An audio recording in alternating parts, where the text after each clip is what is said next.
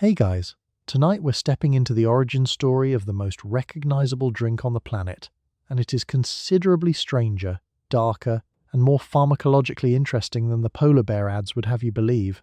Not the refreshing, not the wholesome, not the times pause, open happiness times version, the one that starts with a saber wound, a morphine habit, and a brass kettle in someone's backyard.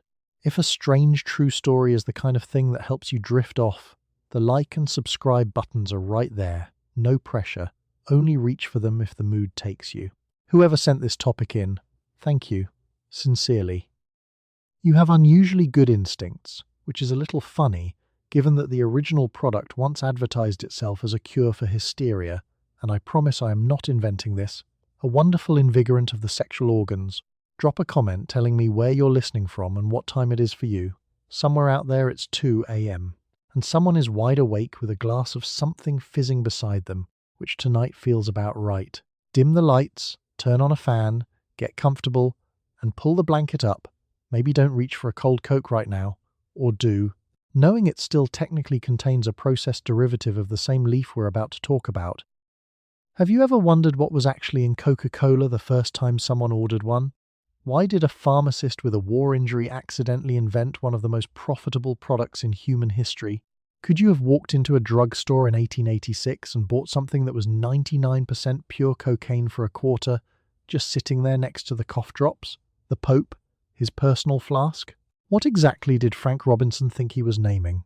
How does a man sell $1 billion formula for $2,300 and die broke 8 months later? And does the drink currently sitting in your fridge still have anything to do with any of this? Congratulations! You've just woken up in Atlanta, Georgia, spring of 1886.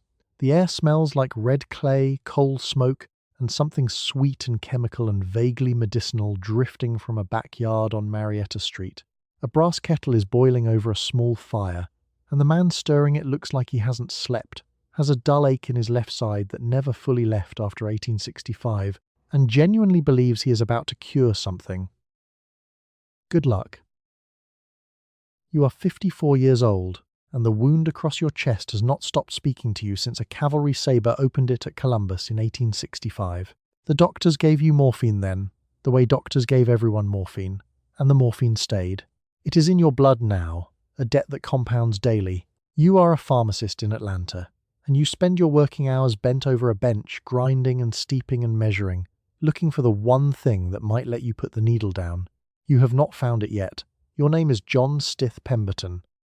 You were a doctor before the war, a Confederate officer during it, and now you are somewhere between inventor and desperate man, which in the 1880s are not particularly different categories. The patent medicine shelf at your pharmacy is 10 feet long and absolutely serious about itself. Liver tonics, nerve cordials, soothing syrups, each one promises something that no one has been asked to prove. The shelf doesn't ask. Neither does anyone else. You are not alone in your situation. Somewhere between 400,000 and 500,000 Americans came home from the Civil War, chemically dependent on opiates, having received morphine the way a modern hospital gives saline. Routinely, in volume, as the standard of care. The debt just followed them home in their kit bags. Nobody had a word for it yet. The newspapers called it the soldier's disease, which is the most polite possible description of a public health crisis wearing a uniform. The Europeans have found something in the coca leaf. A Corsican-born chemist named Angelo Mariani has been selling a coca and Bordeaux tonic since 1863, and the names endorsing it are long, distinguished, and frankly hard to argue with. Mariani's wine contains roughly 7 milligrams of cocaine per fluid ounce. It is not a fringe product, it is fashionable, documented, and drunk by the kind of people whose opinions appear in newspapers. Sigmund Freud publishes a paper in 1884 calling cocaine a treatment for morphine addiction, and Carl Koller demonstrates that it numbs the eye well enough for surgery. 2 confident dispatches from the European medical frontier that land on your bench and stay there. You begin working on your own version. You call it French wine coca, and it is more or less what the name suggests. Coca leaf extract in an alcoholic wine base, made in your Atlanta laboratory, sold as a tonic for the kind of nervous exhaustion that seems to afflict everyone who lived through the 1860s. It is, by the standards of the day, a perfectly reasonable product. The standards of the day are doing a lot of work in that sentence. Then Fulton County passes Prohibition in 1885, and the wine has to go. You do not stop. You reformulate. You pull out the alcohol, you add sugar, you find a way to get the carbonated water to behave at near 40 degrees, and you start experimenting with a new set of flavors. Citrus oils, spice notes, the sharp, clean bite of phosphoric acid.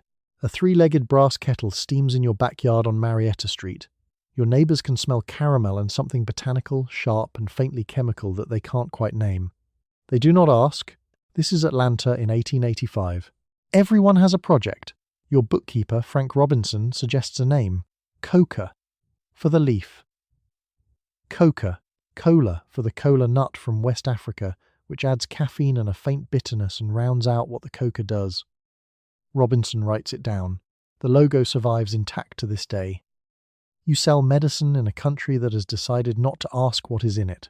There is no Food and Drug Administration, no list of forbidden ingredients, no federal anything standing between your shelf and the customer's mouth. Opium sits in the cough syrup, cannabis sits in the corn plaster, cocaine sits in the drops you sell to mothers for teething infants. You measure these out by hand, label them in your own script, and price them by the dram. Nobody inspects your work, nobody can. The glass-fronted case holds cocaine-based remedies right alongside the cough drops and the headache powders. Rhino's hay fever remedy, Dr. Tucker's asthma-specific. Both face outward, labels forward, the way reasonable products behave in a reasonable market. This is not a den of vice. It's a pharmacy.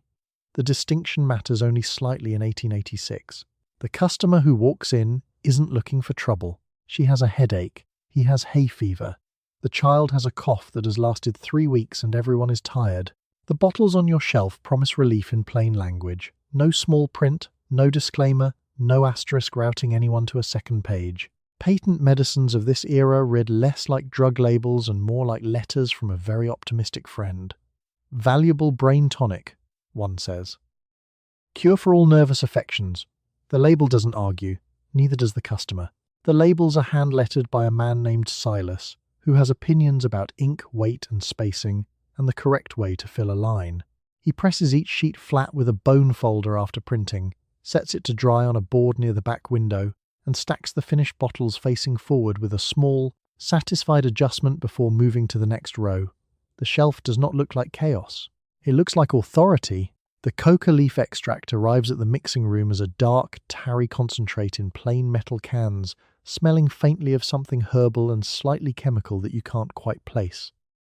The cola nut extract is bitter and astringent, the kind of taste that makes your mouth reconsider its options. Silas measures the day's batch at the workbench, moving with the deliberate calm of someone who has been told not to discuss the particulars, and doesn't. The soda fountain counter at Jacob's Pharmacy sits at 40 degrees, cold enough to make the carbonated water behave. The marble top smells of vanilla and sugar syrup, and the faint metallic tang of the gas lines. James Thomas, the man who hands you the glass, wipes the counter between customers with the focused expression of someone who considers himself the last line of defense against disorder. He pours from the syrup jug with a specific wrist motion. He believes the wrist motion matters. It might. The dose in that glass is real. Not dramatic, more like a warm editorial improvement on how the afternoon is going. The fatigue sitting on your shoulders relocates. The headache reconsiders. The cola caffeine steadies what the coca lifts, and together they do what the label promises, which is more than most products on that shelf can honestly claim. The nickel you leave on the counter is, in purchasing power terms, about $1.75 today. For that nickel you receive a drink that is simultaneously a patent medicine, a social beverage, a mild stimulant, and according to at least one advertisement, a solution to problems that polite company does not discuss at the counter. The 5-cent price will not change for 73 years. The marble counter doesn't know that yet. You have a product that sells, and now you cannot sell it. Your French wine coca is built on Bordeaux, and Fulton County has just voted itself dry, which means the wine that carries your tonic is suddenly contraband within the city limits. You stand in your shop with a recipe that works and a law that does not care. The alcohol has to go. Whatever replaces it has to dissolve the same extracts, carry the same flavor, and sell across the same counter, only now to a county that has outlawed the thing holding it together. The year is 1885, and Pemberton is not panicking. He is problem-solving, which is a thing he has been doing more or less continuously since a saber connected with his chest at the Battle of Columbus. The man has reformulated before. He will reformulate again. What he needs is a new vehicle, something that carries coca leaf extract and cola nut extract without technically being a crime. The answer arrives in carbonated water. Soda water has been fashionable for decades by this point, dispensed at marble-topped counters by men in aprons who treat the fizz like a minor sacrament. The carbonation isn't just theatrical. Cold, pressurized water handles the extracts about as well as wine does, and it adds a sharp, bright edge to the citrus oils already in the formula. The result is something that hits the palate faster and colder, which turns out to be better. The Prohibition law has accidentally improved the product. Pemberton doesn't subtract the active ingredients. He subtracts only the alcohol. The coca leaf extract stays. The cola nut extract stays, astringent, bitter, carrying its own caffeine load. The citrus oils stay. Lemon, orange, lime, a trace of neroli, the spice notes stay. Cinnamon, nutmeg, coriander, sitting underneath everything else like a rumour. Phosphoric acid gives it a faint metallic bite. Caramel brings the colour, dark, opaque, the shade of something with credentials. The 7X flavour, mixed in the locked room by Pemberton and a very short list of people he trusts, goes in last. The brew still happens in the 3-legged brass kettle in the backyard on Marietta Street. The county's morality crusade has not upgraded his equipment. Frank Robinson, the bookkeeper, names it. He looks at the 2 primary active ingredients and writes them directly into the product's title. Robinson suggests the name, writes it down, and moves back to the invoices. It is not a long meeting. Pemberton files a patent on the syrup in March 1886. By May 8th, it's on sale at Jacob's Pharmacy on Peachtree Street, 5 cents a glass, poured over chipped ice. The soda jerk, and that is the actual job title, adds carbonated water to the syrup at the counter rather than pre-mixing it, which means every glass is slightly different. Some are sharper, some are sweeter. The consistency will come later. For now, the drink is a moving target with good bones. The carbonated water holds its bubbles at 40 degrees. The caramel gives the glass a colour that looks serious. The whole thing is finished, straw-ready, and sitting on a marble counter that smells of vanilla and cold stone, improbable, functional, and still losing money. A pharmacist named Dr. Eugene Murphy stops at the counter one afternoon, picks up the price card, reads it with the brief, quiet attention of a man who catalogues things, and sets it back down. He orders a glass. He finishes it. He leaves without writing anything down, which is its own kind of endorsement. The drink does not require annotation. It has already made its argument. You are copying a Frenchman, and you are not embarrassed about it. Angelo Mariani steeps coca leaves in Bordeaux and sells the result to half of Europe as a tonic, and the endorsements read like a guest list you could never assemble yourself. A pope carries a flask of it. A president drinks it. An inventor, a queen, and 2 famous novelists put their names to it. You have tasted it, studied it, and decided that what works in Paris can work on Marietta Street, with a few changes you intend to make yourself. Mariani launched Vin Mariani in 1863, which means by the time you're stirring your brass kettle in the backyard, the drink has been on the market for over 20 years and accumulated more celebrity endorsements than a modern energy drink could manage with an unlimited influencer budget. Pope Leo XIII doesn't just drink it. He reportedly carries a personal hip flask of it and awards Mariani an actual gold medal. Ulysses S. Grant, working through his terminal throat cancer while trying to finish his memoirs, drinks it. Thomas Edison drinks it. Queen Victoria drinks it. Jules Verne and Arthur Conan Doyle put their names on it. Arthur. The Vin Mariani endorsement booklet is essentially a Victorian-era verified account Hall of Fame. Each fluid ounce of Vin Mariani contains roughly 7.2 milligrams of cocaine, delivered gently via Bordeaux because the alcohol pulls the alkaloids cleanly from the leaf. The effect is real. Not dramatic, not hallucinatory, more like a warm editorial improvement on how the afternoon is going. Your attention sharpens. The fatigue that was sitting on your shoulders 10 minutes ago has quietly relocated. The Bordeaux softens the edges. The cocaine handles the rest. You've been studying coca since before you had a formula worth selling. The science coming out of Europe is confident and enthusiastic. Freud calls it a cure for morphine addiction. Koller proves it numbs the cornea cleanly enough for surgery, and neither finding is controversial. The medical establishment is not alarmed. It is interested. Mariani, for his part, knows exactly what he's selling, and sells it with tremendous self-possession. His offices in Paris contain a portrait gallery of famous faces, famous, recognizable, and thoroughly endorsed, all of them holding his bottle, all of them apparently improved by it. He sends complimentary cases to the famous, receives testimonials in return, and prints them in a catalogue with the confidence of a man who has never heard the word liability. It is, in its way, the original influencer marketing campaign, except the product actually did something, and the Pope was involved. What you're doing on Marietta Street is a direct adaptation. Your French wine Coca, launched around 1884, is Vin Mariani with a southern address. Same logic. Coca leaf, alcohol, a tonic claim, a pharmacist's name on the label. The Fulton County prohibition takes the wine away, but it doesn't take the idea. The idea survives and goes to the soda fountain, where Frank Robinson names it, and the bookkeeper's handwriting becomes the logo, and somehow none of this seems improvised at the time. Here is what you keep from Mariani's original approach: the coca leaf, the confidence, and the complete absence of embarrassment about what the product is.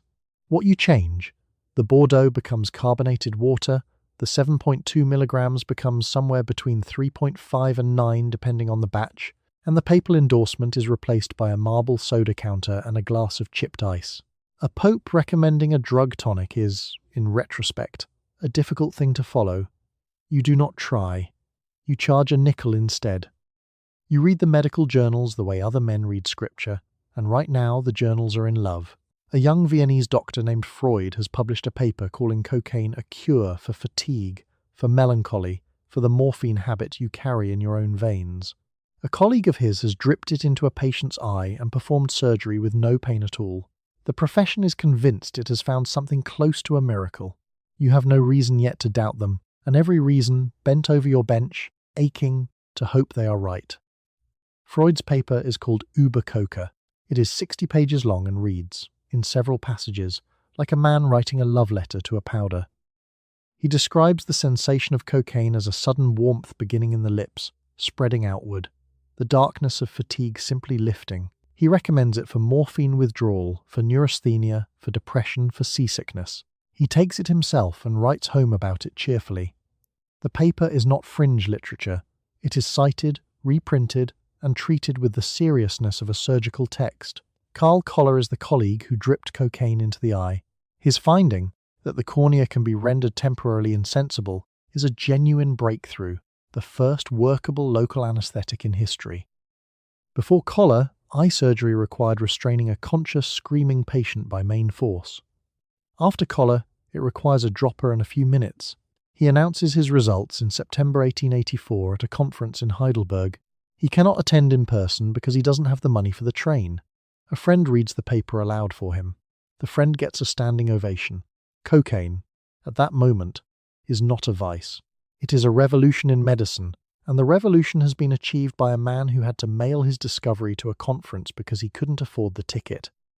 The medical excitement reaches Atlanta the way all medical excitement reaches Atlanta, slowly, then suddenly. Your French wine Coca is already on the shelf, already modelled on Mariani's formula, already selling to gentlemen who feel its warmth and return the following Tuesday. But you are not only a seller, you are a veteran with a wound that still makes itself known on cold mornings, and you have read Freud and Koller the way a drowning man reads the word shore. The morphine you take is functional. It is also, in the language of the journals, exactly what cocaine is supposed to replace. There is no warning label because there is no concept that one is needed. Cocaine sits on the pharmacy shelf between the cough drops and the headache powders, alongside other cocaine-based preparations sold without fanfare or question. Nobody has separated these things into categories yet. A product that relieves pain is medicine. A medicine is sold in a pharmacy. A pharmacy is where you go when you are unwell. The logic is seamless. The glass case does not have a locked section. A pharmacist named Dr. Eugene Murphy stops in one afternoon, picks up a small brown bottle, reads the label with mild interest, and sets it back down next to the cough drops. He doesn't buy it. He was just curious. The bottle does not register as unusual. It is, by every contemporary measure, ordinary. What Freud does not include in his 60 pages, cannot include, because the data doesn't exist yet, is what happens after the warm, lifting feeling becomes something you require in order to function at all. That paper comes later. Several papers come later. They are written in a register considerably less romantic than Uber Coca, by men describing what withdrawal looks like, what dependency looks like, what happens to the patients who followed the first set of instructions with complete medical compliance. The miracle, it turns out, has a second act. The second act is not in the journals yet. You don't know about it. Almost no one does. You fold the journal closed and set it on the bench beside the kettle. You need a second ingredient, and you find it in a seed that has travelled further than you ever will. The cola nut comes off a tree in West Africa, where people have chewed it for centuries to hold off hunger and fatigue on long walks and longer days. It reaches your bench as a bitter, astringent extract that carries caffeine, which means it does quietly what the coca does loudly. You pair them deliberately. One ingredient lifts you, the other keeps you up. Together they are the whole point of the drink, and they will give it half its name. The cola nut arrives in America by a route that runs through trade ships, colonial spice markets, and the back shelves of wholesale pharmacies. By the time it reaches Atlanta, it's been stripped down to a concentrated liquid, dark, slightly waxy, tasting of something between strong tea and a mild grudge. The bitterness is real. You don't neutralize it so much as negotiate with it, adding sugar until it agrees to participate without complaint. The wholesale invoice lists it simply as cola extract, concentrated, 4 ounces tin. Nothing about West Africa. Nothing about the tree it came off. The man at the supply house handles the order the same way he handles glycerin and gum arabic, weighed, wrapped in brown paper, set at the edge of the counter. Pemberton carries it home in a canvas bag alongside 3 other tins and a small jar of neroli oil that cost him more than he expected. The pairing of coca and cola isn't accidental, it's the whole architecture. The coca extract delivers its effect fast and forward, a brightening behind the eyes. The cola's caffeine is slower, steadier, more like a hand pressed flat on a table. Together they produce something that feels, in 1886, like genuine medicine. Not the vague medicine of a poultice or a tincture of mystery herbs, something legible, confident, and documented. Pemberton can point at both ingredients and say, here is the mechanism, here is the evidence, here is the science. Freud said so. Collar proved it. The cola's caffeine has its own literature behind it. The drink doesn't just taste like a tonic, it has paperwork. A pharmacist named Julio, who has worked the counter at Jacob's long enough that he pours syrup without looking at the bottle, hands a customer the first glass on May 8th. The customer pays 5 cents. Julio tops the syrup with carbonated water kept near 40 degrees, because cold water holds its bubbles and warm water argues. The glass comes out dark, sharply citrus on top, sweet underneath, with a faint bitter finish from the cola that arrives last and stays a moment longer than you expect. The glass is also, technically, slightly narcotic. Not dramatically, more like a warm editorial improvement on how the afternoon is going. The cola adds caffeine on top of the coca. You feel it the way you feel weather changing, subtly, then all at once, then not at all. The drink doesn't ask you to think about what's in it. It asks you to finish the glass and perhaps have another. Both things happen. The cola nut had its own Atlantic crossing before it ever met Pemberton. West African traders chewed it at markets, offered it as hospitality, used it to mark social agreements the way other cultures used bread or salt. It carries that history into a 3-legged brass kettle in a backyard on Marietta Street, where Pemberton stirs it into a syrup with a wooden paddle, while the Atlanta spring sits heavy and warm around him. The nut that crossed an ocean ends up in a soda fountain glass. Condensation forms on the outside immediately. You make the first batch yourself, in your own backyard, over a fire you have to tend by hand. The kettle is 3-legged brass, the kind you would boil anything in, and tonight you are boiling the future of a drink that does not have a name yet. You stir sugar into water until your arm aches, fold in the caramel for colour, the acid for bite, the oils for flavour, and last the 2 extracts that are the reason any of this matters. The syrup goes dark and thick and sweet. You carry it inside in a jug. Lemon, orange, lime, neroli, plus cinnamon, nutmeg, coriander, mixed in proportions that you decide by smell and instinct, because there is no laboratory, no quality control department, no laminated instruction sheet. There is a backyard on Marietta Street and a man with a headache who is also a pharmacist and also a former soldier and also, quietly, still addicted to the thing he is trying to replace. The citrus hits first, sharp and bright and a little medicinal, then the spice underneath warm and slightly strange, like a cough syrup that forgot what it was trying to be. The locked room comes later. One handful of trusted workers, the 7X flavour blended behind a closed door, the formula guarded from the first batch onward. For now, the formula lives mostly in your head, written down in the kind of shorthand only you can read. The coca leaf extract arrives as a dark, tarry concentrate in plain metal cans. The cola nut extract is bitter and astringent, and not trying to hide it. You combine them with the syrup, and the result is something that doesn't taste like medicine, and doesn't taste like a treat, and lands somewhere in between, which turns out to be the exact register the 1880s were looking for.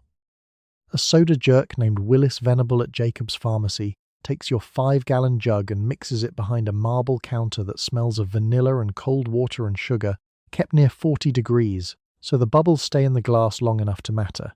He pours 2 cents worth of syrup into a glass, draws carbonated water over chipped ice, and charges the customer 5 cents. The customer drinks it. The customer feels something. Willis Venable, to his credit, does not ask what. The drink is losing money while also technically containing cocaine. This will not always be true. Meanwhile, the syrup is being described in your own ads as a valuable brain tonic. The marketing leans on every plausible claim the era allows. The ad has opinions about what the drink will do for you. The drink is not contradicting them. The advertisements appear in the Atlanta Journal starting in the spring of 1886, small, dense blocks of text in the same column as the tooth powder notices and the agricultural notices and the schedule for the streetcar. Pemberton writes them himself, in a hand that is precise and slightly tired. He is asking the newspaper's readers to believe what he mostly believes himself. The morphine is still in his blood. The coca is still on the shelf. The distinction between medicine and product has not yet been invented. Your name is John Stith Pemberton. You are 55 years old. You spent the better part of 2 decades trying to invent your way out of the morphine habit, tonics, elixirs, nerve medicines, the wine coca that became this. The brass kettle in the backyard is not a triumph. It is the latest attempt. You don't know yet that it worked. The neighbours on Marietta Street know about the kettle. They have smelled it on warm evenings, caramel and something sharp and citrus, drifting over the fence. They don't ask. This is Atlanta in 1886. The city is rebuilding itself with urgency and selective attention, and a man boiling syrup in his yard is not the most unusual project on the block. The kettle stays there all spring, patient, smelling like the beginning of something nobody has named yet. You are not the one who names it. That falls to your bookkeeper, Frank Robinson, a man who keeps your accounts, and it turns out, has opinions about marketing.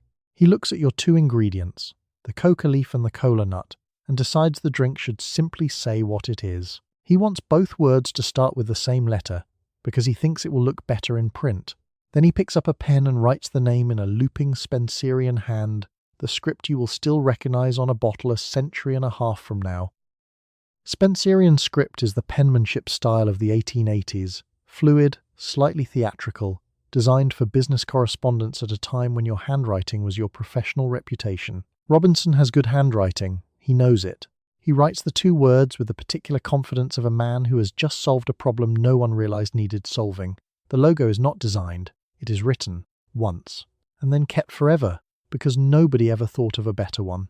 Coca-Cola is named for what it contains, which was the most straightforward marketing approach available in 1886 and is also, in retrospect, a little bold.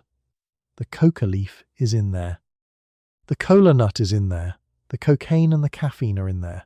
The name is essentially a disclosure statement that somehow became one of the most recognized brand identities in human history. It's the only ingredient list that outlasted the ingredients. The cola nut deserves a moment here. It comes from West Africa, from Cola nitida and Cola acuminata, trees native to the tropical forests of the Guinea coast. The nut contains caffeine and a compound called theobromine, which also lives in chocolate and does roughly what caffeine does, but more politely. West African cultures had been chewing cola for centuries before anyone thought to boil it into a syrup in Georgia. The nut arrives at Pemberton's kettle as a bitter, astringent extract in a plain tin, not glamorous, travelling a very long way to end up in a backyard on Marietta Street. The Coca leaf, by contrast, arrives trailing a reputation. Vin Mariani had already built the market. Pemberton read those endorsement booklets carefully, and he understood that the ingredient had credibility. What he needed was a name that said so plainly, quick, legible, and honest about its contents in a way that would feel completely unremarkable in 1886. A druggist named Helena Brockman walks into Robinson's general vicinity around this time, not to buy anything, just to ask what the new syrup is. Robinson hands her a card with the name written out. She reads it, nods once, and sets the card down on the counter. This is not a dramatic moment. It's Tuesday. The card has the logo on it, already in that looping script, already looking more or less exactly like what you've seen your entire life. Helena picks it back up and puts it in her coat pocket, for reasons she does not explain. Robinson is not a chemist, not a physician, not an inventor. He is a man who is very good at keeping records and who understood, before most people did, that a name is a kind of promise. The promise Coca-Cola makes in 1886 is straightforward. Here are the things inside, delivered to your nervous system at a soda fountain for 5 cents, in a glass with chipped ice, smelling faintly of citrus, caramel, and something botanical you can't quite name. The promise the name makes in 2025 is something else entirely. Robinson gets credit for neither, because Robinson is the bookkeeper. That's how it goes. You carry your jug of syrup down to Jacob's Pharmacy on Peachtree Street, because that is where the soda fountain is, and the soda fountain is where America has decided to drink. The man behind the marble counter takes your syrup, measures a portion into a glass, and tops it with carbonated water hissing from a pressurized cylinder.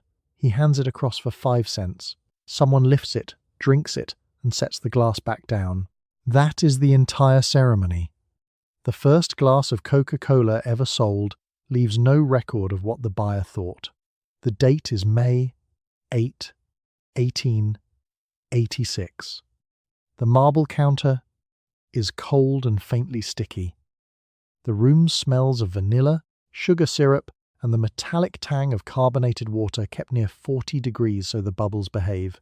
The soda fountain in 1886 is not a restaurant and not a bar and not quite a pharmacy. It is all three, pretending to be none of them. You can have your headache powder and your ice-cold fizz at the same counter. The glass case behind the counter holds cough drops, throat lozenges, and products the pharmacy trade considers ordinary, unremarkable, and entirely appropriate for retail display. Coca-Cola sits among them. No one finds this arrangement unusual. The glass, on its merits, is cold, sweet, and faintly sharp. Cocaine from the coca leaf, caffeine from the cola nut, phosphoric acid, citrus oils, and enough sugar to carry the rest down easy. It does something. Your afternoon has a quality to it that your morning did not. The advertisements call it invigorating, and they are not wrong, and nobody in 1886 is asking exactly how. Willis sets the glass on the marble with a small professional thud. Willis, wide-collared shirt, hair already damp at the temples by 10 in the morning, expression professionally neutral, lifts a glass from the drain tray and holds it at exactly the right angle under the spigot, because doing it wrong wastes carbonation and the cylinder isn't cheap. He has done this approximately 400 times already today. He will do it 400 more. The price is 5 cents.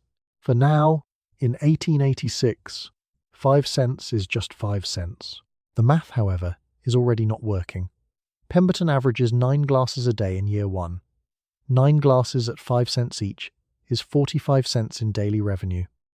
He spends $74 on advertising in the first year and takes in $50 in sales. The ledger, read plainly, is a document about a man who believes in the drink more than the drink has yet earned. The syrup arrives at soda fountains across Atlanta in wooden barrels, dark and thick-smelling, sweet and slightly sharp. The way something smells when it contains citrus oil and phosphoric acid and a coca leaf concentrate that's shipped as a tarry residue in plain metal cans with no particular label. You don't need a label.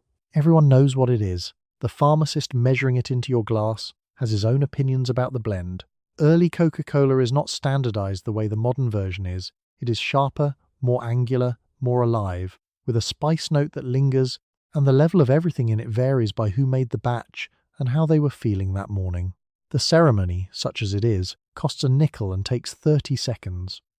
You drink it at the counter because there is nowhere to sit. You set the glass back down. Willis takes it, rinses it, sets it up again. The marble counter is cold under your fingertips.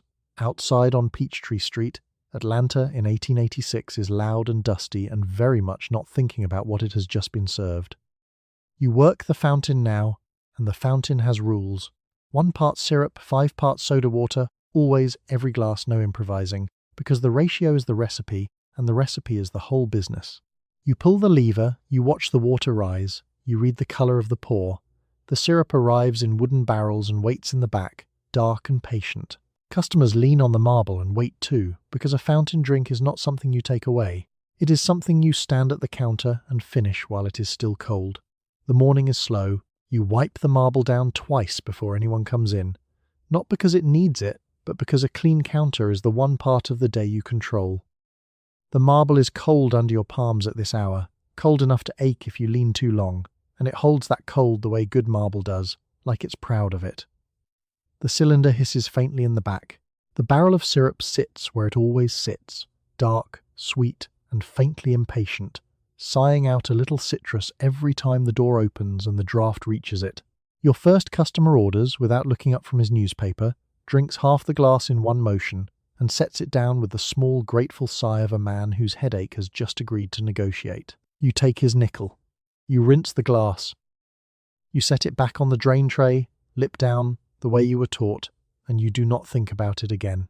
There will be 400 more like it before the day is out, and you have made your peace with that the way you make peace with weather. By noon the counter is busy and the marble is no longer cold. It warms under all the hands, all the elbows, all the glasses, sweating their small rings into a surface you'll have to wipe again the moment the rush ends. You pour and pour. 1 part syrup, 5 parts water, the lever, the rise, the colour. Somewhere around the 40th glass you stop reading the colour on purpose. Your hand reads it for you. The carbonation makes its small polite argument in each glass and then settles, and you have started to find the sound companionable. Edmund arrives at his usual time, at his usual end of the counter, and folds his receipt into its usual perfect square before he has even been handed one. He doesn't need to order. You're already pouring. He watches the water rise with the mild attention of a man watching a familiar dog do a familiar trick, takes the glass, and drinks it slowly, because Edmund has never been in a hurry about anything and does not intend to start now. The light moves. That's how you tell time at the fountain, not the clock, which you can't see from where you stand, but the bar of sun that crosses the floor, climbs the front of the counter, and turns, by late afternoon, the colour of weak tea. Your feet have stopped being a separate thing you notice. Your apron has a syrup stain shaped vaguely like Florida. Outside the window, a child presses her face to the glass case, and her mother peels her off it without breaking stride. The afternoon thins. The marble starts giving its cold back. You wipe it down a third time, the honest time, and the rag comes away sweet and faintly pink, and you rinse it, wring it, and drape it over the spigot to dry. The last customer is an old man who wants to talk, and you let him, because the barrel is nearly empty and there's no reason left to hurry. You pour him the last good glass of the day. He doesn't notice it's the last. That's the part of the job nobody trains you for, knowing things about the glass that the person drinking it never will. You are drinking cocaine, and you do not think of it that way, because nobody around you thinks of it that way either.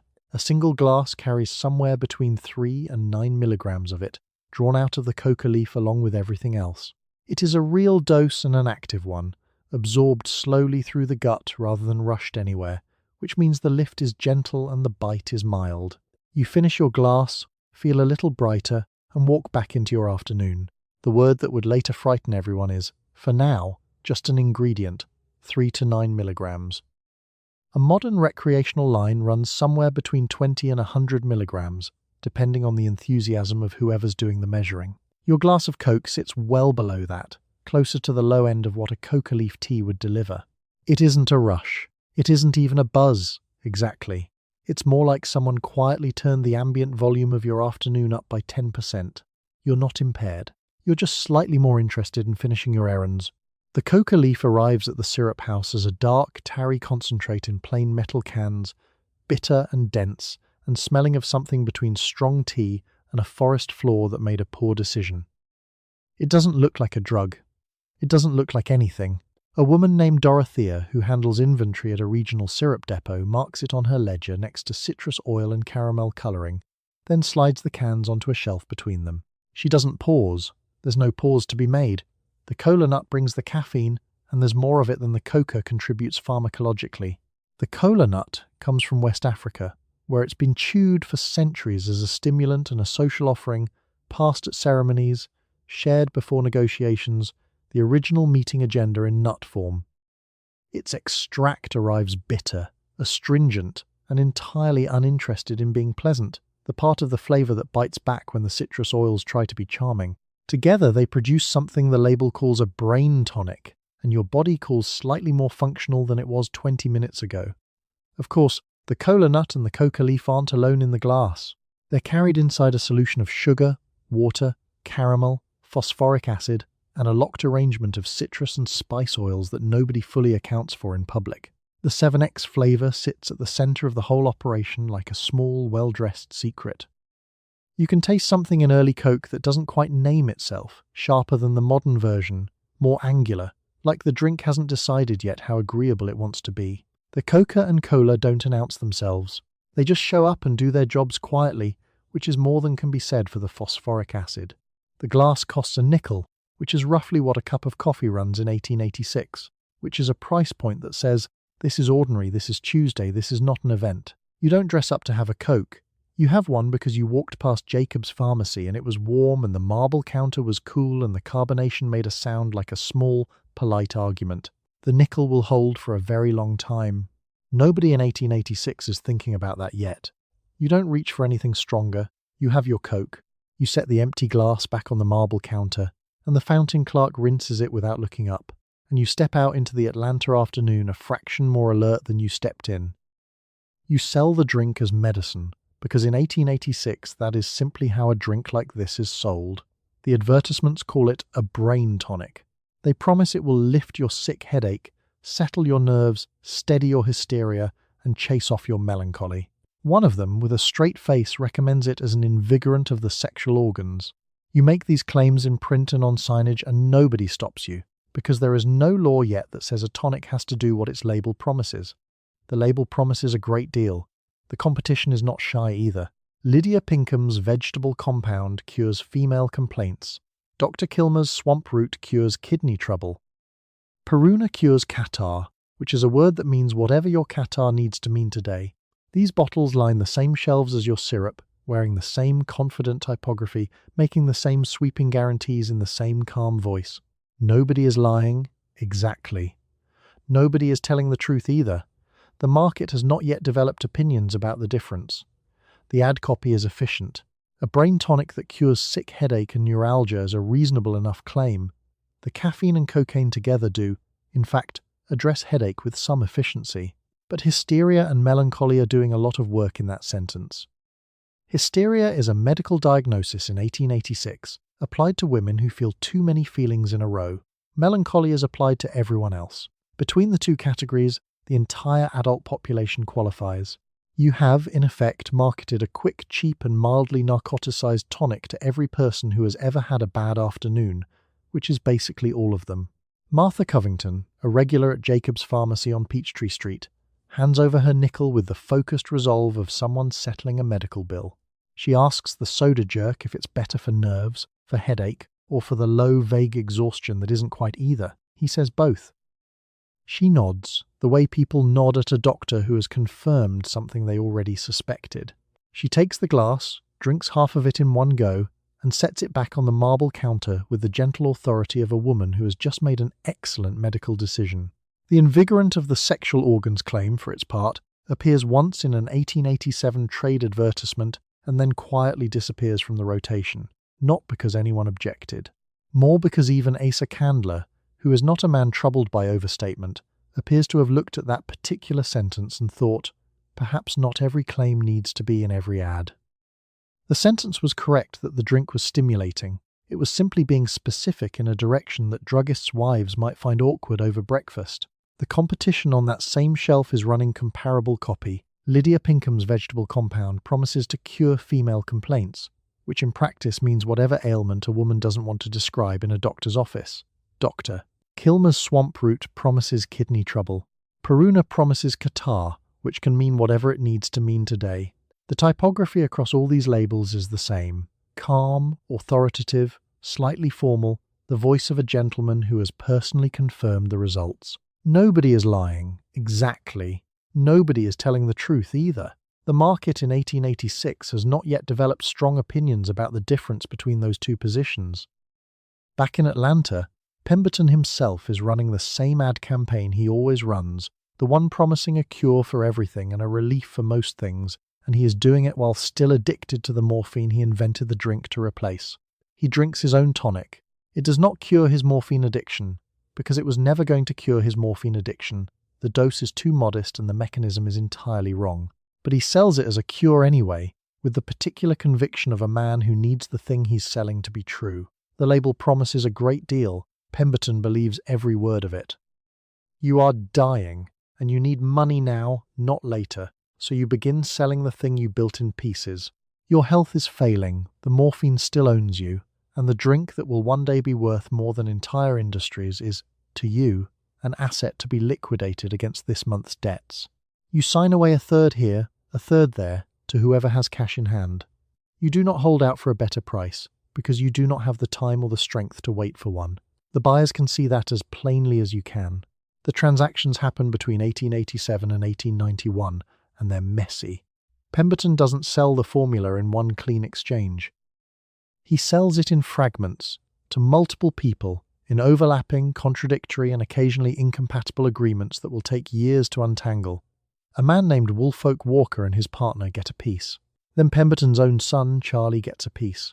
Then Asa Griggs Candler, Atlanta pharmacist with a steady temperament and very good teeth for this kind of negotiation, starts acquiring shares with the patience of someone who knows he doesn't need to rush. The total Candler eventually pays for full control is somewhere around $2,300. That's roughly $75,000 today. Which is basically selling your Bitcoin in 2010 to cover a bar tab. The math is the same, and the feeling, presumably, is worse in retrospect. Asa Candler signs the final papers in 1891. By then, Pemberton has been dead for 3 years.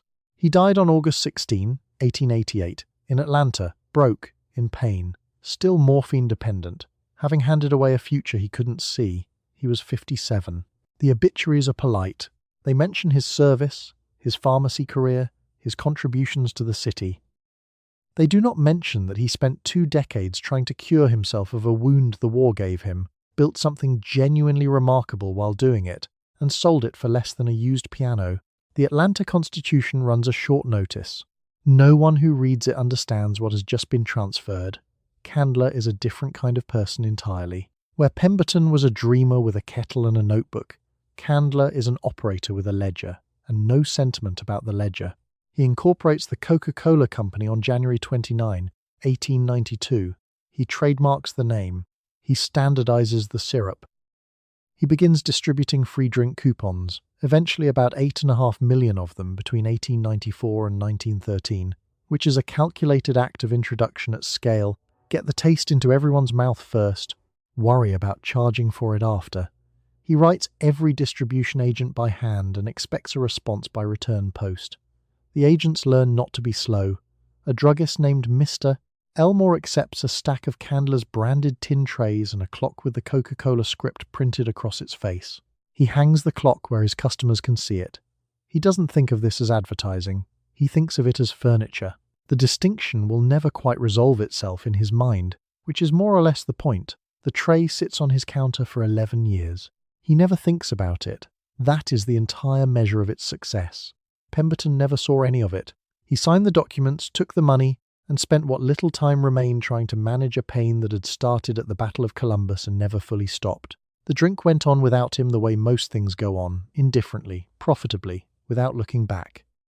You are Asa Candler now, an Atlanta druggist with a good eye and a better instinct, and you have decided that this strange syrup is worth owning outright. You gather up the scattered pieces of the formula from the men who hold them, paying a little here and a little there, until the total comes to roughly $2,300. For that sum, you hold the whole thing, recipe, rights, and name. You believe you have made a shrewd purchase. You have, in fact, made one of the great bargains in the history of American commerce. What you hold in practice is a recipe and a locked room.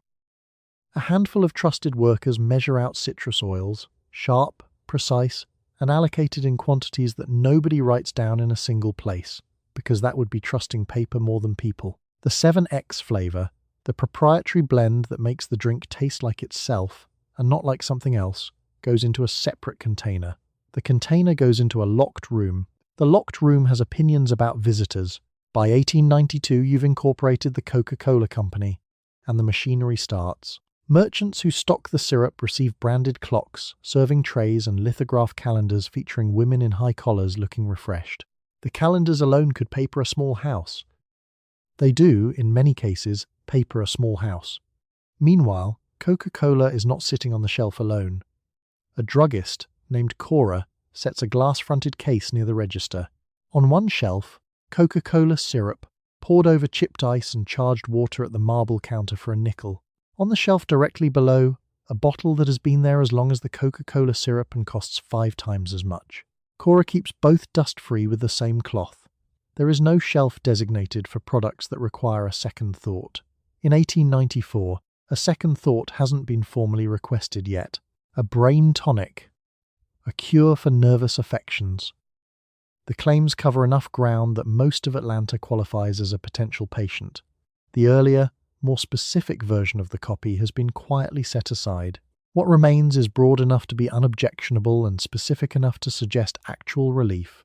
The ads run in newspapers beside furniture listings and dry goods sales. Nobody places them in a special section. Nobody thinks they belong in one. A man reading about a dining table on the left side of the page reads about nerve tonic on the right and thinks nothing of the arrangement. You rarely stand behind a counter yourself anymore.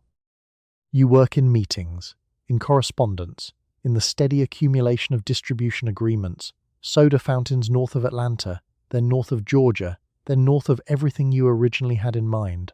By 1895, you have agents in every state. You don't celebrate this. You note it in a letter, and then you write the next letter. You are, it turns out, exactly the kind of man who builds something that outlives him. You don't announce the change. There is no press release. The cocaine exits the formula the same way it entered the public consciousness, gradually, without ceremony, and without anyone being entirely sure of the exact date. Cora's counter still looks the same in 1904 as it did in 1894. The glass is still cold, the price is still 5 cents. The drink still tastes, to most people who have been drinking it all along, exactly like itself. Nothing on the label has changed. Nothing on the shelf has moved. The transaction at the marble counter is indistinguishable from what it was 10 years ago. That is, more or less, the whole point. You build the brand by giving it away. You print coupons, small slips redeemable for 1 free glass, and you scatter them across the country by the millions, into newspapers, into mailboxes, into the hands of anyone who might try the drink once and come back paying. Between the early shops and the height of the campaign, you hand out something like 8.5 million of them. Each free glass costs you a few cents in syrup and returns a customer who now knows the taste. You are not selling a drink yet. You are introducing it to everyone at once. Candler understands something that Pemberton never quite grasped, which is that the drink isn't the product. The habit is the product. The first glass is free the same way the second one isn't, and the third one you don't even think about anymore. You just order it. The coupon is doing very specific, deliberate, and well-documented work. It's a Spotify free trial, except the product contains caffeine, mild stimulants, and, for the first decade or so, a small quantity of actual cocaine. And the conversion rate is extraordinary. Candler doesn't just send coupons, he sends clocks, serving trays with the logo in red and white. A soda jerk named Otis polishes his counter with a chamois rag and looks up to find himself surrounded by Coca-Cola on every flat surface. The clock behind him, the tray under his hands, the calendar on the wall, all of it arriving in crates, free of charge, placed by a company that understood ambient advertising before the phrase existed. Otis didn't choose any of it. He is now working inside a Coca-Cola installation, and he didn't have a meeting about it. The clock keeps good time. That's the part nobody planned for. The syrup itself ships in wooden barrels. Dark, thick, sweet-smelling, slightly acid from the phosphoric base. It arrives at soda fountains across the South and eventually beyond, already mixed and ready to dilute with carbonated water kept near 40 degrees so the bubbles stay tight. The fountain man adds the cold water, pours over chipped ice, and slides the glass down the marble counter. The whole transaction takes about 15 seconds and costs you a nickel. The nickel, 5 cents in 1886 and 5 cents right now in 1900. And 5 cents when a man orders one in 1910 without looking up from his newspaper. The coupon campaign is winding down by 1913, not because it failed, but because it worked. The customers don't need the slip of paper anymore. They know the taste. They come back without being invited. Candler understands that the coupon's job was always temporary, introduction, not permanent discount, and he winds it down with the same flat efficiency he applied to everything else.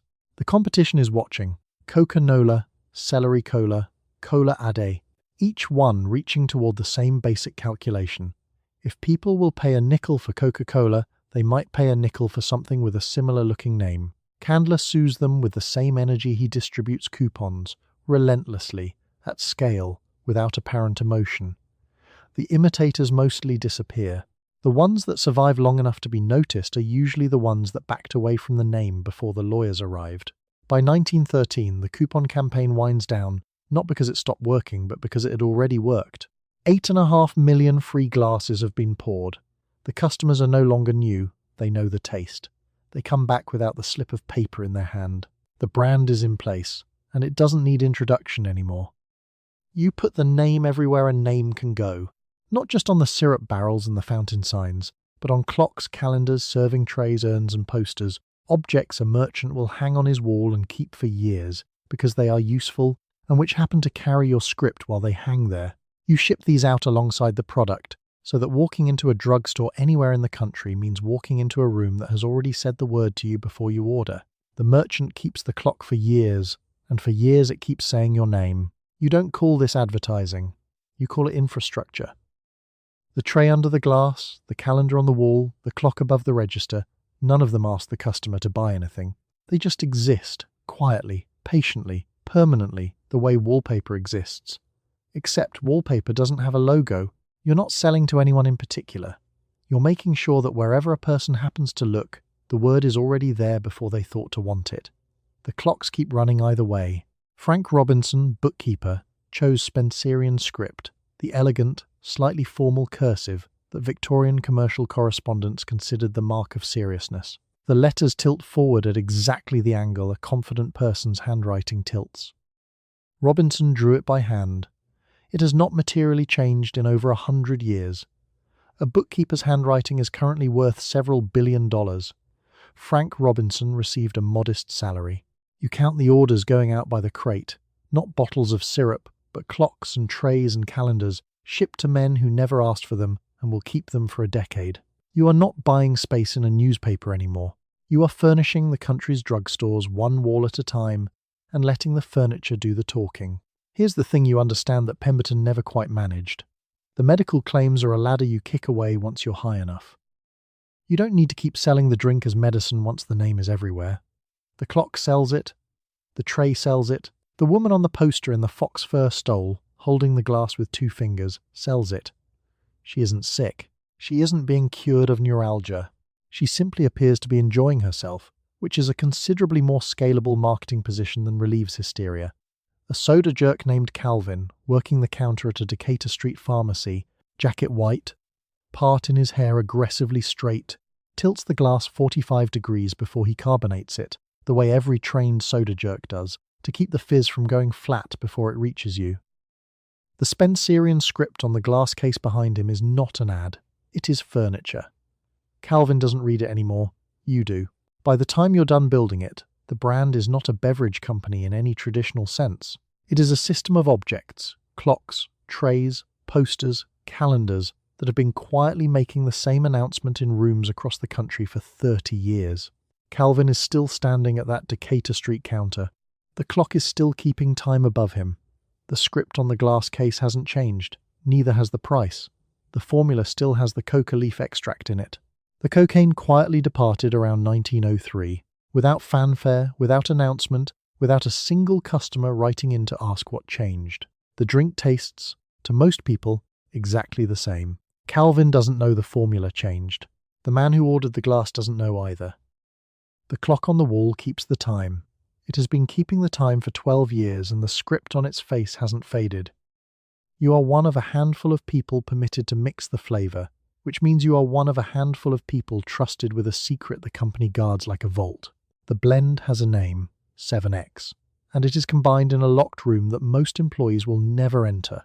You weigh the oils, you fold them together in the order you were taught, and you do not write any of it down, because the not writing down is part of the job. When you finish, you leave, and the room is locked behind you. You carry the rest in your head. The ingredients are in front of you. Citrus oils first, lemon, orange, lime, and a fourth one called neroli, which is pressed from bitter orange blossoms and smells like a very expensive soap that someone left out in the sun. Then the spice oils, cinnamon, nutmeg, coriander, then phosphoric acid, which has no smell and no apology. You add them to a base of sugar, caramel color, and water, and the resulting liquid is sweet, sharp, and slightly brown, and does not, at this stage, look like anything that will one day be on every continent.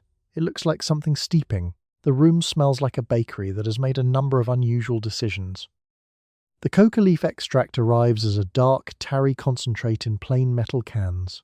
You handle it carefully, not because anyone has asked you to, but because it has the quality of something that has travelled a long way and has opinions about being rushed.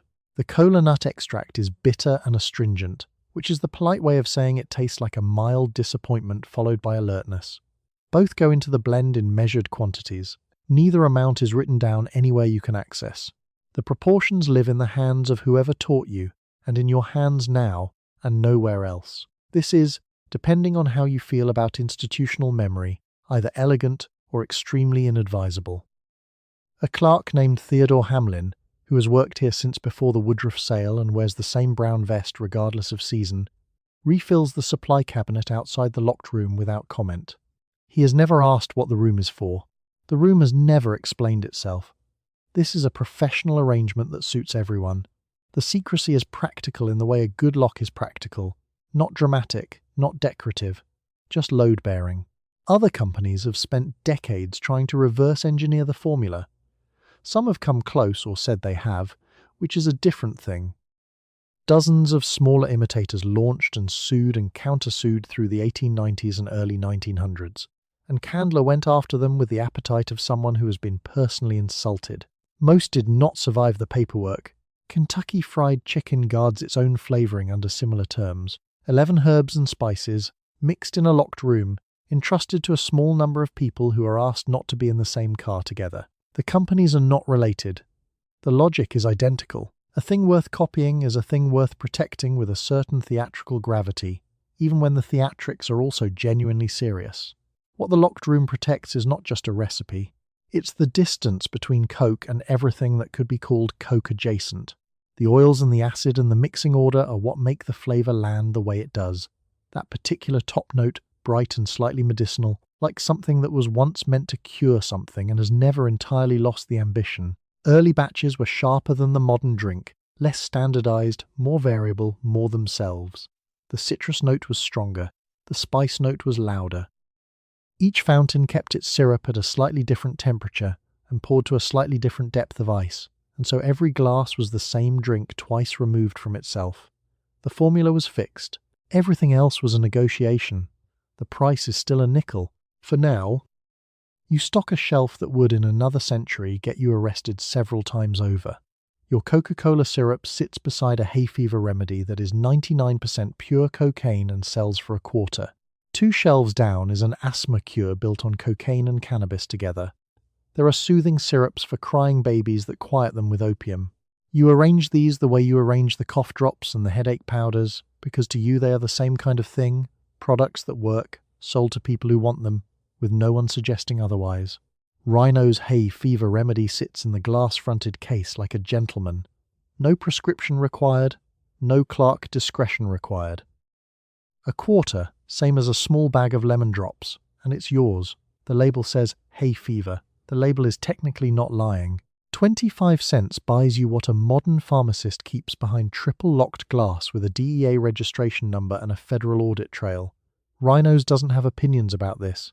It just sits there, looking rectangular. Doctor. Tucker's Asthma Specific occupies the next shelf down. Small bottle, confident label, comprehensive approach to bronchial distress. Cocaine for the airway. Cannabis for the anxiety of having an airway that doesn't work. The claim is enormous. This is not fringe medicine. This is Tuesday at a respectable pharmacy in any American city, and the only person raising an eyebrow is nobody. The baby syrups deserve their own moment of quiet. Missus. Winslow's soothing syrup has been calming infants since 1849, which makes it older than several US states. It contains morphine. It works extremely well. Mothers trust it the way they trust a remedy that has been in the family medicine chest since before they were born, without skepticism, without much ceremony. A crying baby gets quiet. No one investigates why. Meanwhile, your Coca-Cola syrup sits in its dark barrel, smelling of citrus and caramel, and something pleasantly medicinal. Compared to its shelf neighbours, it is practically a fruit punch, modest, well-behaved, the kind of product that could be described as tonic without anyone reaching for a law dictionary. Your shelf is graded on a curve, and Coke is passing with room to spare. A customer comes in, Adeline, who teaches school on Peachtree, mid-40s, sensible hat, tired around the eyes the way schoolteachers are tired by Thursday. She's had a headache since Wednesday. She scans the case without urgency, picks up a headache powder, then pauses at the Coca-Cola advertisement tacked to the counter. It promises relief from neuralgia, hysteria, and melancholy, which covers roughly everything Adeline has experienced since Thursday. She orders a glass at the soda counter. She drinks it over chipped ice. She goes back to teaching on Friday. This is the transaction. This is the whole transaction. The advertising is doing real work on that shelf.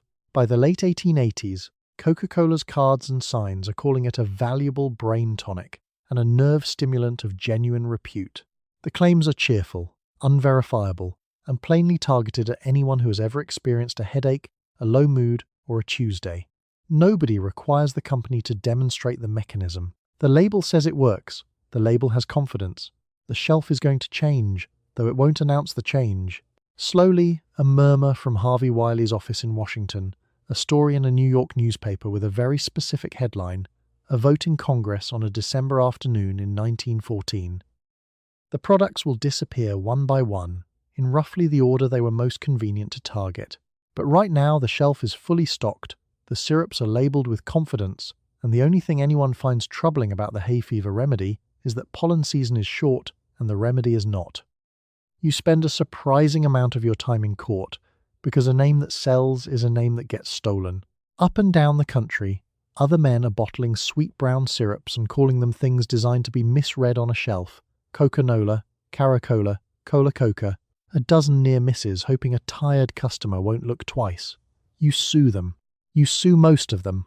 One of the upstarts, a North Carolina druggist's drink first sold as Brad's drink and then renamed Pepsi-Cola, will outlast the lawsuits, go bankrupt twice, and bother you for decades. The imitators are not subtle. Coca-Cola comes in a bottle shaped to rhyme visually with yours. Caracola uses the same reddish-brown colour in the glass, the same vague medicinal promise printed below the name. A man in Cincinnati bottles something called celery cola, which is neither celery nor a cola in any meaningful sense, but does seem to cause a rash. You send a letter, sometimes a lawyer. The letter works less often than the lawyer. The Pepsi situation is more complicated. Caleb Bradham is a pharmacist in New Bern, North Carolina, which is, in fairness, also a real place, and his drink is built around cola nut and pepsin as its theoretical selling points. No coca leaf. No cocaine, past or present. No three-legged brass kettle. No locked mixing room, no Pope endorsement. He renamed it Pepsi-Cola in 1898, which you find extremely on the nose, and began suggesting to customers that it aided digestion.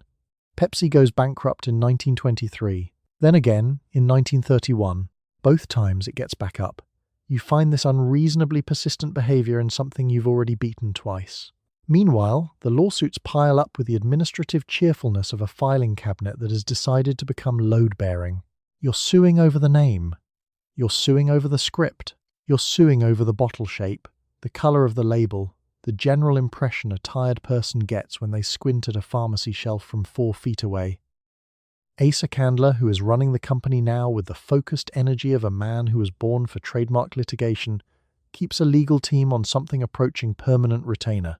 Your attorney, Harold Hirsch, handles these cases with the calm demeanor of a man who has already seen everything and stopped being surprised sometime around 1907.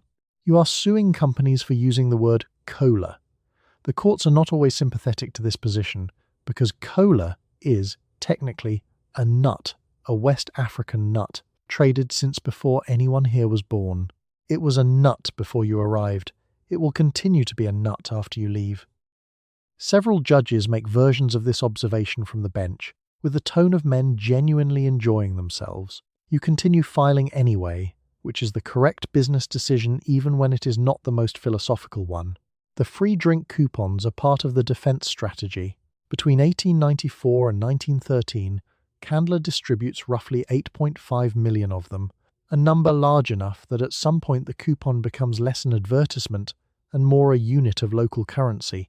A soda jerk named Roy somewhere in Macon, Georgia pours your syrup into carbonated water and slides the glass across the counter, and the total impression on the customer is, this is the only drink that exists. The imitators don't have 8.5 million pieces of paper out there in the world doing quiet persuasion on their behalf. Pepsi will eventually find its footing, aggressive, resourceful, willing to go twice bankrupt before taking the hint. That's decades away. Right now it's just a druggist in North Carolina with a good name and an unsteady balance sheet. The lawsuits are long, expensive, and mostly inconclusive. The coupons are cheap, simple, and permanent. The coupons win. You sell a glass for 5 cents, and you will go on selling it for 5 cents long after 5 cents stops making sense. The number is fixed early, printed into thousands of advertisements until it becomes part of the drink itself. Worse, the contracts you signed with your bottlers set the price of syrup to them in perpetuity, a word your lawyers will come to hate. So the price holds through inflation, through war, through every reason a sane business would raise it. For 73 years, a Coca-Cola costs a nickel, because at some point you promised it always would. The bottling contracts are the specific problem. 2 lawyers in Chattanooga, Benjamin Thomas and Joseph Whitehead, approach Candler in 1899 with a proposal to bottle and distribute the drink nationally. Candler, who thinks bottled soda is a passing curiosity, sells them the rights for $1. He does not write in a price escalation clause. The syrup price is fixed. The 2 lawyers build an empire. Candler watches it happen with the expression of a man who has located the exact moment he should have said no. The nickel stops being a price and becomes a fixture, unquestioned, immovable, practically geological. You don't negotiate it. You don't question it. A Coca-Cola costs a nickel the way Tuesday follows Monday, not because it's logical, but because it simply does. A nickel in 1886 is roughly the price of a small loaf of bread. By 1940, a nickel buys considerably less bread and the same amount of Coca-Cola, which by this point has been reframed not as a product with a price, but as a price with a product attached. The company tries to raise it. By the early 1950s, the vending machines of the era only accept nickels, and retrofitting millions of machines costs more than any plausible price increase would recover. The company's position is genuine and slightly absurd. It is trapped not by the market, not by competition, but by the coin. Robert Woodruff and his associates lobby Washington, quietly and then less quietly, about the nickel problem, including, by some accounts, raising the idea of a 7, 2, 5 cent coin directly with the Eisenhower administration. It is the kind of proposal that could only come from a company whose president was on good enough terms with the president to make it. Eisenhower does not mint a 7, 5 cent coin. The nickel holds. A vending machine repairman named Vernon Tipton, employed by a bottling distributor in Birmingham, Alabama, spends the better part of 1956 adjusting coin mechanisms that keep jamming on worn nickels. He does this with a small flathead screwdriver he keeps tucked into the breast pocket of his uniform shirt, which by Thursday smells of machine oil and caramel. Vernon does not know he is working inside a pricing paradox. Vernon is just fixing the nickels. He keeps a small logbook, page after page of machine numbers, jam types, dates. The entries are brief, factual, and utterly without complaint. The price finally breaks in 1959. Vending machines are updated to accept dimes, and a Coca-Cola becomes 10 cents almost overnight. The adjustment takes 3 years of corporate planning, a redesigned vending infrastructure, and the quiet retirement of a promise made 60 years earlier by a man who thought he was just selling syrup. The machine manufacturers have their own paperwork, the bottlers have their own announcements, the press covers it briefly and moves on. The nickel is gone. Nobody holds a ceremony. It's a little like watching a very old dog finally lie down. You knew it was coming, you just didn't pick the date. You begin to hear a new kind of story, and the story is a lie, but it travels faster than the truth ever does. Newspapers in the South start printing claims that cocaine makes certain men stronger, wilder, harder to stop. Claims aimed squarely at black Americans, built on no evidence and a great deal of fear. A doctor publishes the worst of it in a national paper. Politicians read it into the record. The cocaine that white households have spooned out for decades without comment is suddenly a public menace, but only in certain hands. The drug did not change. The story did. For roughly 2 decades, cocaine sat in glass-fronted pharmacy cases between the cough drops and the headache powders, available, unremarkable, and unthreatening to anyone who counted. Doctors recommended it. Newspapers advertised it. The products had confident labels and no warning notices and the general social standing of a patent remedy that simply worked. Then, around 1900, a particular kind of panic begins to take shape, and the panic has a very specific geography. It is loudest in the South, and it is aimed at a very specific population. Dr. Edward Huntington Williams publishes the piece in 1914. The New York Times runs it. The headline is, "Negro Cocaine Fiends Are a New Southern Menace," which is the kind of headline that tells you everything you need to know about the headline and nothing true about cocaine. Williams' argument, stated with the confidence of a man who has not checked his argument, is that cocaine gives black men superhuman strength, accurate shooting, and imperviousness to bullets.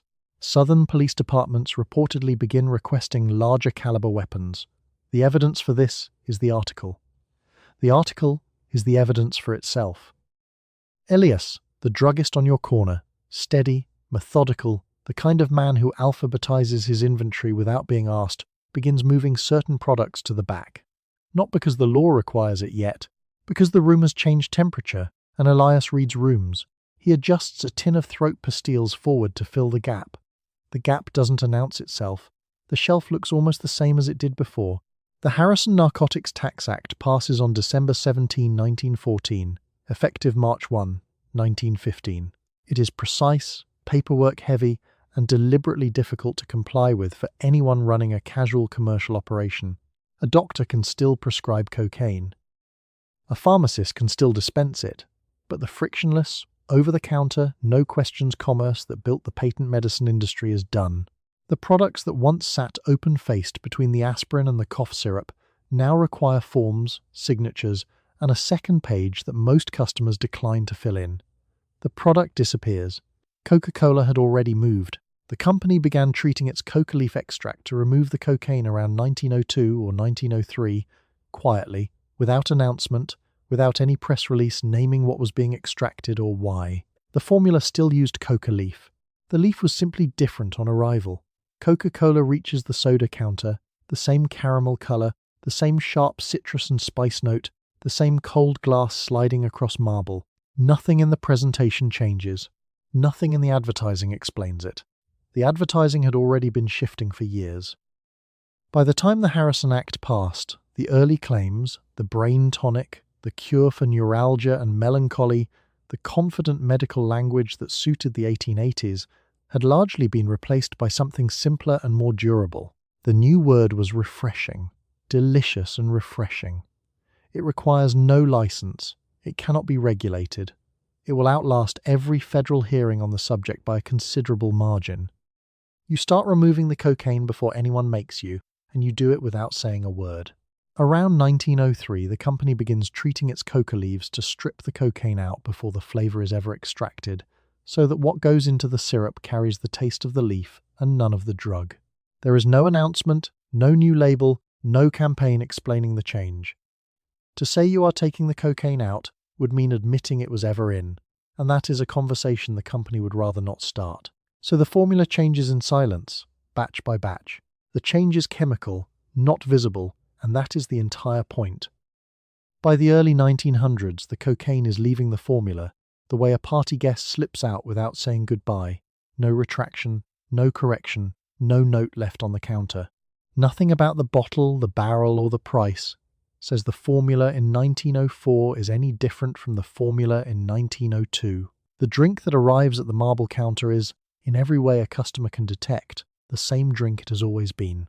A soda clerk named Calvin, working the counter at a pharmacy in Birmingham in 1911, fills a glass without knowing the formula has changed.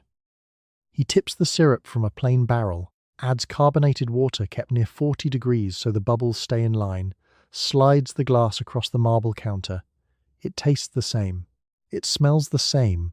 That sharp, bright, slightly medicinal note, the caramel underneath, the faint mineral bite of the phosphoric acid.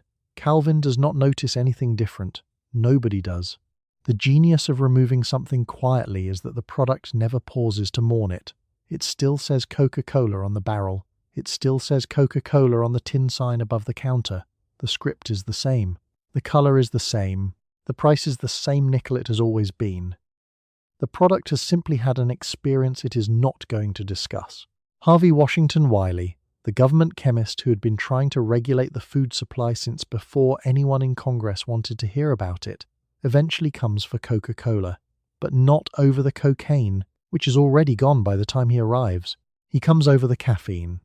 That story gets its own afternoon in federal court in Chattanooga, with barrels of syrup sitting in a warehouse, and neither side especially enjoying the weather. The company's official position, maintained cleanly and without elaboration, is that the formula has contained no cocaine since approximately 1929. Many historians place the actual removal around 1903. That gap, 26 years, sits there like a figure in a ledger that nobody initials. The company doesn't explain it. The company doesn't need to. The cocaine left the building so quietly that the building has no record of it leaving. The advertising language, the ingredient list, the label on the bottle, the name on the sign above the soda counter, none of it changes. The syrup goes into the same glass over the same ice, and Calvin tips it the same way he always has. What changed is the molecule, and molecules don't file press releases. Calvin wipes the counter down at closing time. He counts the day's receipts into a cloth pouch, pulls the shade on the front window, and turns out the light over the soda fixtures. The barrel of syrup sits in the back room, brown and unremarkable, smelling faintly of citrus and caramel. Whatever it used to contain, it does not contain now. Nobody put up a sign about it. You work for the one company in America allowed to touch the leaf at all. Coca arrives by the ton at a plant in New Jersey, under a federal license no competitor can get, and your job is to take it apart. You strip the cocaine from the dried leaves and set it aside for the pharmaceutical trade, where it is still used to numb a patient's throat for surgery. What remains, the leaf with its drug removed but its flavour intact, goes south, to Atlanta, to a customer you are not supposed to name out loud. You have done this every year for decades. The Stepan Company of Maywood, New Jersey has been doing this since roughly 1903. That is not a misprint. The same arrangement that began the year Coca-Cola quietly stopped being a drug is still running. About 100 metric tons of coca leaves arrive every year, dried, processed, and split, and leave as two separate products going to two entirely different industries. One of those industries numbs you, the other refreshes you. Both of them charge a reasonable price for the service. The extracted cocaine goes to a company called Mallinckrodt, where it becomes a topical anesthetic used in ear, nose, and throat surgery. Precise, narrow, legal. It is the only cocaine that remains fully legal to manufacture in the United States, and the supply chain begins in the same building that supplies the flavour in your soda.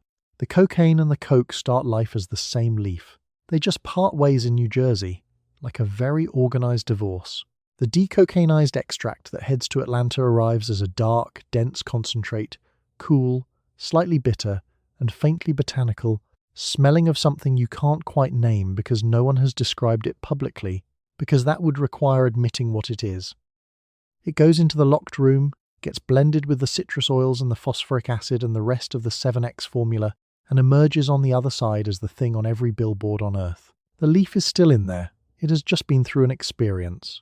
A technician named Albert, who has worked the extraction line for 11 years and keeps a thermos of chamomile tea at his station because the plant smells strongly enough already, sets a batch aside and marks it with a code number rather than a name. The paperwork exists. The paperwork is thorough. The paperwork does not say Coca-Cola anywhere on it, which is technically accurate and also completely understood by everyone who reads it. Albert has never tasted the finished product at work. He keeps a bottle at home. After the Harrison Narcotics Tax Act took effect in March 1915, the commercial cocaine industry stopped. Every over-the-counter nostrum in a glass-fronted case became a memory almost overnight. Stepan kept its permit. Coca-Cola was already compliant. The company had spent a decade arranging that compliance carefully, methodically, without a press release. The federal license Stepan holds is singular. There is no second application pending. There is no waiting list. It is the only authorized coca leaf import permit in the country, and it has been continuous since before most of the regulatory agencies that now oversee it were founded. In practical terms, this means that the flavor in every can of Coca-Cola sold anywhere in the world traces back to a single processing facility in a New Jersey suburb that most people have never heard of and could not find on a map without assistance. About 100 metric tons of leaves a year. Processed, split, shipped in two directions. The cocaine goes to the hospital. The flavor goes to Atlanta. And somewhere between those two destinations, a drink that started in a backyard brass kettle in 1886 quietly continues to contain exactly what it's always contained, just with the part that made Pemberton's hand stop shaking carefully removed. You are being investigated, and the man investigating you has made it personal. Harvey Wiley is the federal government's chief chemist, the force behind the new food and drug law, and he has decided your drink is a problem. He is offended that you keep the word Coca on a product he believes no longer earns it. He thinks the caffeine in it is a poison, especially in something children drink. He has the power to seize your shipments, and he intends to use it. You are about to spend years arguing about your own ingredients in front of a judge. Wiley has been fighting this battle since 1906, when the Pure Food and Drug Act finally gave the federal government the authority to care about what was in your food. Before that, the government's position on adulterated products was, broadly speaking, not its problem. Wiley changed that. He ran a famous experiment feeding borax, formaldehyde, and copper sulfate to a group of government volunteers and then documenting what happened to them. The volunteers were called the Poison Squad, which is either the most alarming or most honest name a government program has ever had. For a while, none of this is about you. You are simply the most popular thing Wiley has not yet gotten around to. Coca-Cola is not, technically, his biggest target. Wiley has opinions about everything. Canned goods, saccharin, bleached flour, meat that has travelled under suspicious conditions. But your drink sits at the intersection of two things he cannot let go. It contains a stimulant drug he considers dangerous, and it uses a name he considers fraudulent. The Coca in Coca-Cola suggests coca leaf. The cocaine, by 1909, is largely gone. He finds this arrangement dishonest. The name stayed. The drug did not. Wiley keeps notes. He keeps them in a precise angular hand, in a bound notebook he carries to his office at the Bureau of Chemistry. He has been keeping notes on Coca-Cola for years, clippings, sample analyses, correspondence with field inspectors who have sent him bottles from soda counters in 5 different states. The file is thick, detailed, and organized by year. Wiley is patient. Wiley is also furious, but he manages it professionally, in the way that men who have been ignored by Congress for a decade tend to manage their fury, methodically and with excellent record-keeping. The actual seizure happens in October 1909. Federal agents intercept 40 barrels and 20 kegs of Coca-Cola syrup near Chattanooga, Tennessee. The syrup has traveled from Atlanta and is on its way to a distributor when it stops, unexpectedly, in a government warehouse. The lawsuit that follows, United States v.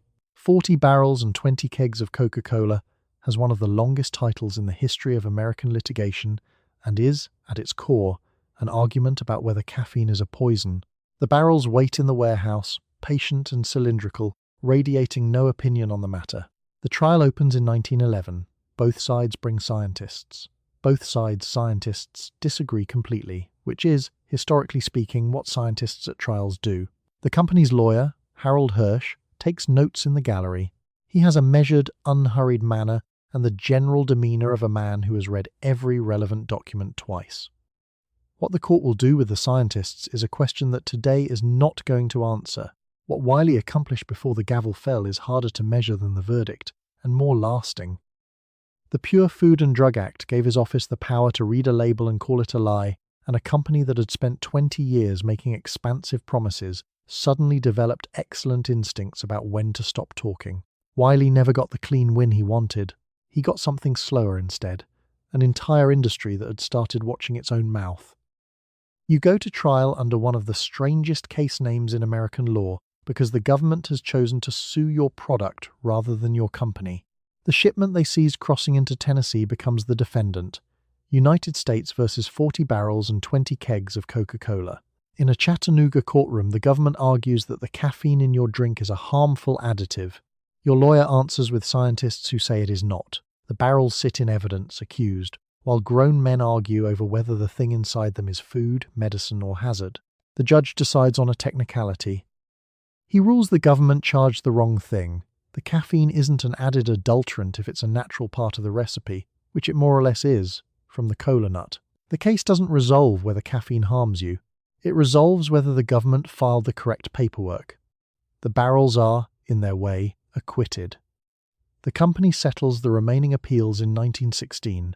Asa Candler's lawyers have spent 5 years on this. The government hasn't exactly won, but it hasn't exactly lost either, which is the normal outcome when bureaucracies fight over a beverage. Harvey Wiley, the man who spent a decade trying to regulate the American food supply, watches Coca-Cola walk out of a courthouse largely unchanged and goes home to write his memoirs. He finds this unsatisfying. The memoirs make this clear. They are the memoirs of a man who went to great effort and achieved something less definitive than he hoped, which puts him in the company of nearly everyone who has ever tried to regulate a popular thing. What the trial accomplishes practically is almost nothing, and it accomplishes the almost nothing very expensively. 5 years of lawyers. Expert witnesses brought in to argue, with charts, about whether the caffeine in a soft drink is closer to a mild stimulant or a public hazard. A government that set out to make an example of the most popular drink in America, and instead produced a long, peculiar entry in the law books. The barrels go home. The kegs go home. The drink goes back to costing a nickel. 5 years of effort, and the headline result is a footnote. The drink itself barely looks up. Meanwhile, the barrels themselves have a kind of dignity through all of this. 40 barrels and 20 kegs, someone counted. Someone at the Bureau of Chemistry looked at that shipment and thought, this is the evidence, this is the quantity, this is what we are naming in the complaint. A clerk in Washington typed it out on a form. The form became the case. The case became a footnote in food law textbooks. The judge who acquitted the barrels is named Edward Sanford. He will later sit on the Supreme Court. This is not related to Coca-Cola. It is just what happens when you are a federal judge in Chattanooga in 1911. You rule on carbonated syrup, and 20 years later you are on the highest court in the land.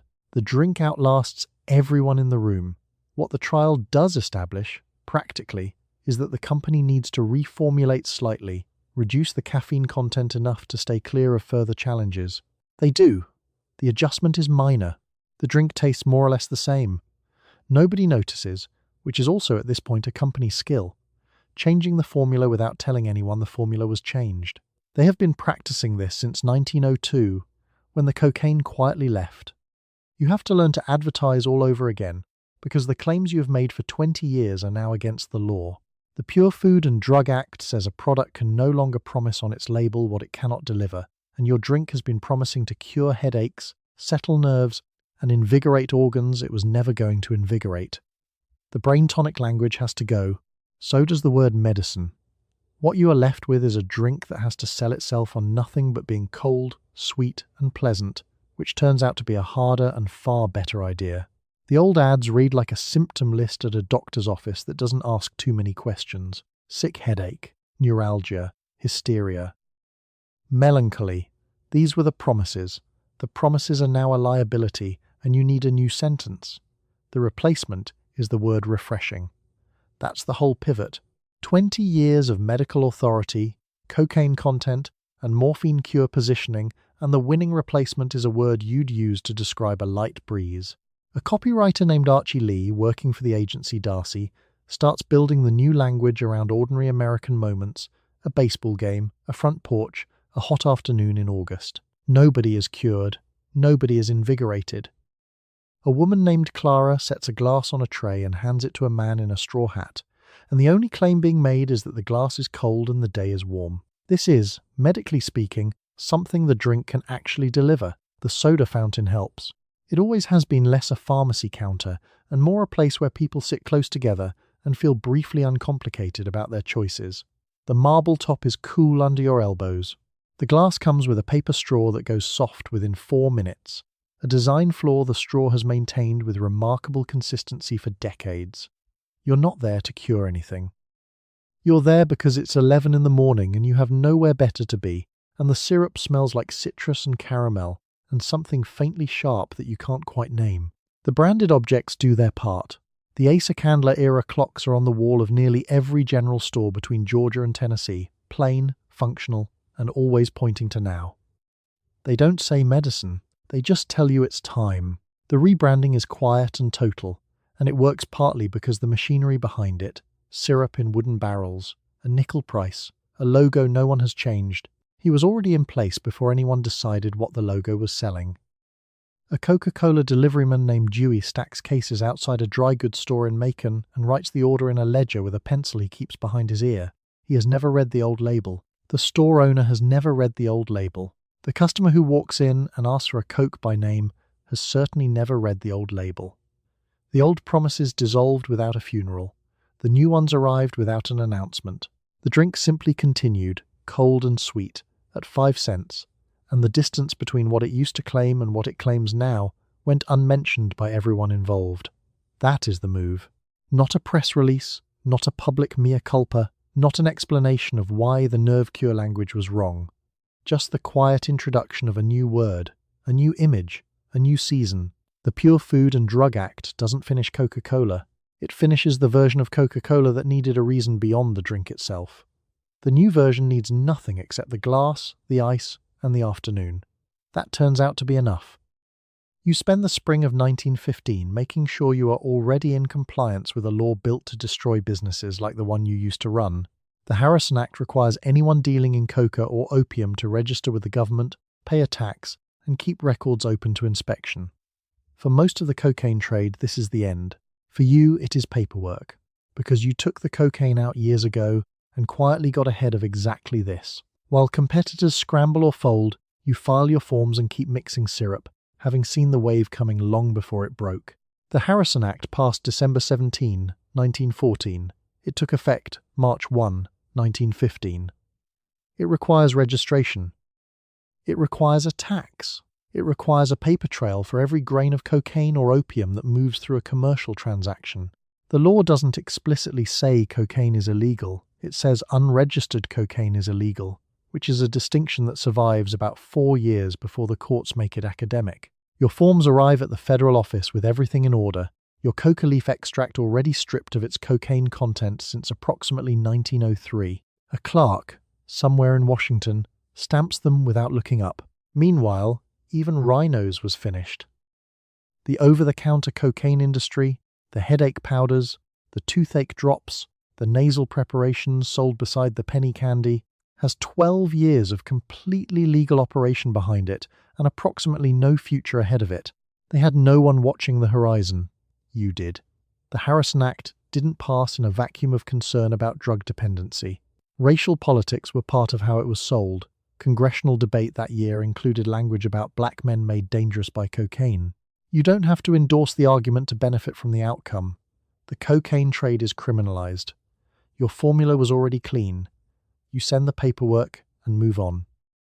The Stepan Company in Maywood, New Jersey doesn't fold. It adapts, and it keeps sending decoconized flavor extracts south to Atlanta. There's a man in the Maywood facility named Leonard Whitfield, a floor supervisor who's worked the extraction line since 1908, who carries a small notebook where he tracks each shipment's yield to the 3rd decimal place. He writes the numbers in pencil. He goes over them in ink. The notebook has opinions about imprecision. He signs every transfer log in a tight, deliberate, cursive, precise, legible and permanent, and the stack of completed ledgers on the shelf behind his desk grows 1 page thicker every week. He does not discuss the federal license with visitors.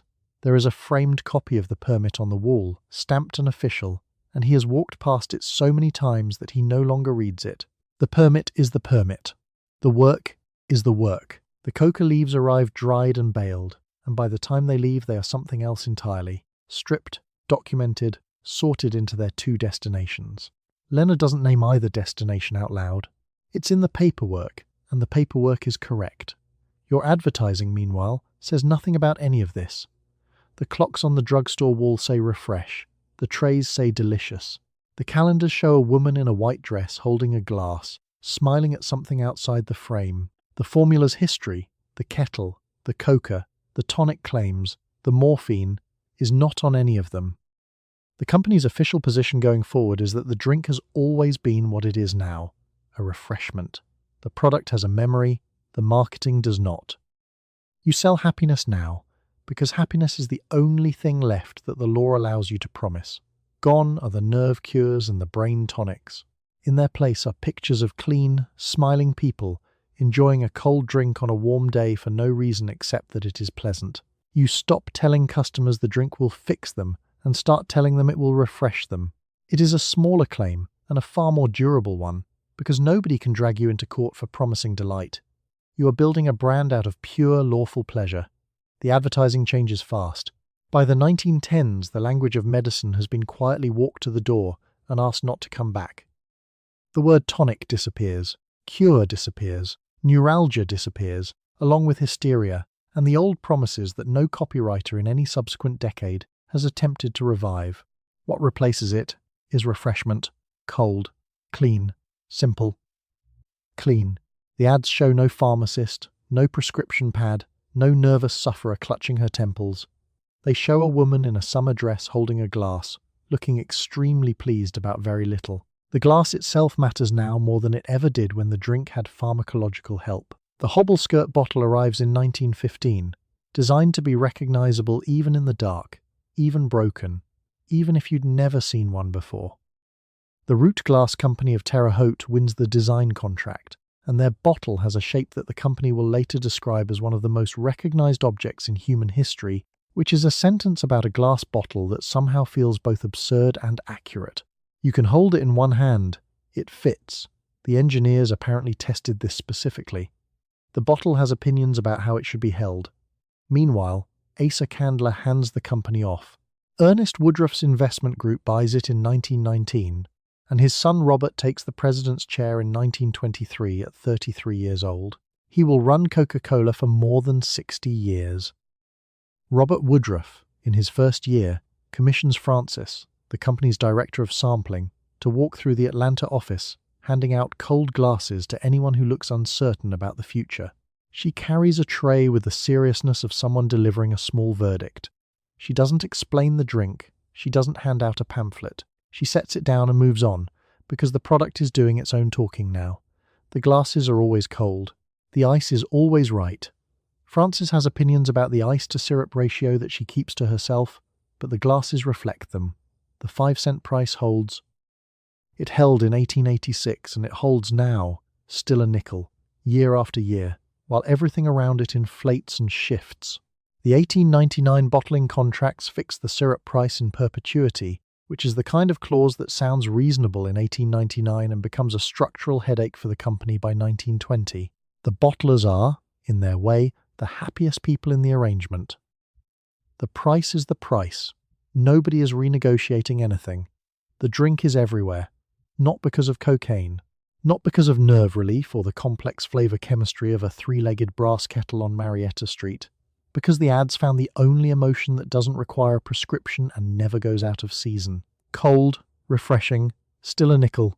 What else do you need to know? Pemberton never saw any of it. He was gone by 1888. His pockets nearly empty. His formula already changing hands. The empire came later. It came without him. You grow the business by refusing to pay for most of it. Instead of building bottling plants yourself, you sell other men the right to bottle your drink in their own towns, on their own money, With their own equipment, you simply supply the syrup and the name. They take on the cost and the risk. You take a cut of everything they make. By the end of the 1920s, there are 1,000 bottling plants doing this, in dozens of countries, and the company that owns the formula has spent almost nothing on the machinery that fills the bottles. The arrangement starts in 1899, when two lawyers from Chattanooga, Tennessee, Benjamin Thomas and Joseph Whitehead, walk into Asa Candler's office and ask for the bottling rights to the entire United States. Candler sells them for $1.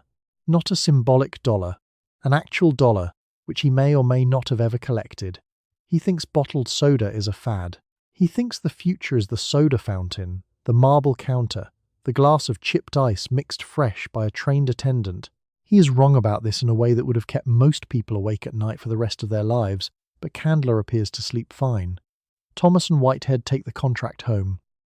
Then they do something Candler didn't anticipate.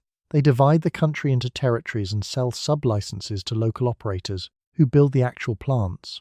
It's basically a franchise system before franchising had a name, which makes Candler the man who accidentally invented modern fast food distribution and then sold his share of it for $1. The bottlers build the equipment. The bottlers hire the workers. The bottlers deal with the leaking hoses and the exploding cases and the summer heat that makes carbonation unpredictable. The syrup price in the contract is fixed at the 1899 rate. It does not adjust for inflation. It does not adjust for anything. It just sits there, locked in, the number the company will be fighting about for decades. A plant supervisor named Mr. Greer, broad through the shoulders, always carrying a clipboard he never writes on, walks the line 3 times a shift and taps each bottle with his knuckle like he's checking a watermelon. He doesn't explain what he's listening for. Nobody asks. The bottles move past him on a conveyor belt that shakes the whole floor, and the ones that pass inspection continue on, and the ones that don't get set to the side with the kind of quiet certainty that suggests the clipboard is purely decorative. The plant in July is loud and wet and sweet, the hiss of the filler, the clatter of glass meeting glass, the syrup smell that gets into your collar and stays there past supper. By afternoon, the floor is slick. Everyone works in shirt sleeves, and nobody mentions the heat, because mentioning it has never once helped. The bottle itself helps. The contoured hobble-skirt glass introduced in 1915 is distinctive, curved and unmistakable, and it belongs to one drink and no other. That shape is now travelling in wooden crates on rail cars and wagons and eventually trucks to every town large enough to have a building with a refrigerator in it. By the mid-1920s, bottled Coke is outselling fountain Coke. The soda counter, the marble top, the trained attendant, the chipped ice is still there, still operating, still the version Candler believed in. It's just no longer the point. The point is now the bottle you take home, the bottle in the icebox, the bottle you open on a porch in July while someone's dog sleeps in a square of shade nearby. The drink has left the pharmacy. It has left the medicinal register entirely. It is a refreshment now, a domestic object, a thing you keep in the house the way you keep salt. Nobody mentions the previous version. Nobody mentions what the previous version contained. The bottles don't say. They just sit there, cold and fizzing faintly, waiting to be opened. You sell the whole company in 1919, and the number has grown past anything Pemberton could have pictured while bleeding out his formula for pocket change. A group of investors led by a banker pays $25 million for the thing that once changed hands for $2,300. The banker's son, barely past 30, takes over and will run it for the next 60 years. Under him, the drink stops being an American product and starts becoming a global one. The backyard kettle is 2 generations gone, and almost nobody pouring a glass remembers it was ever there.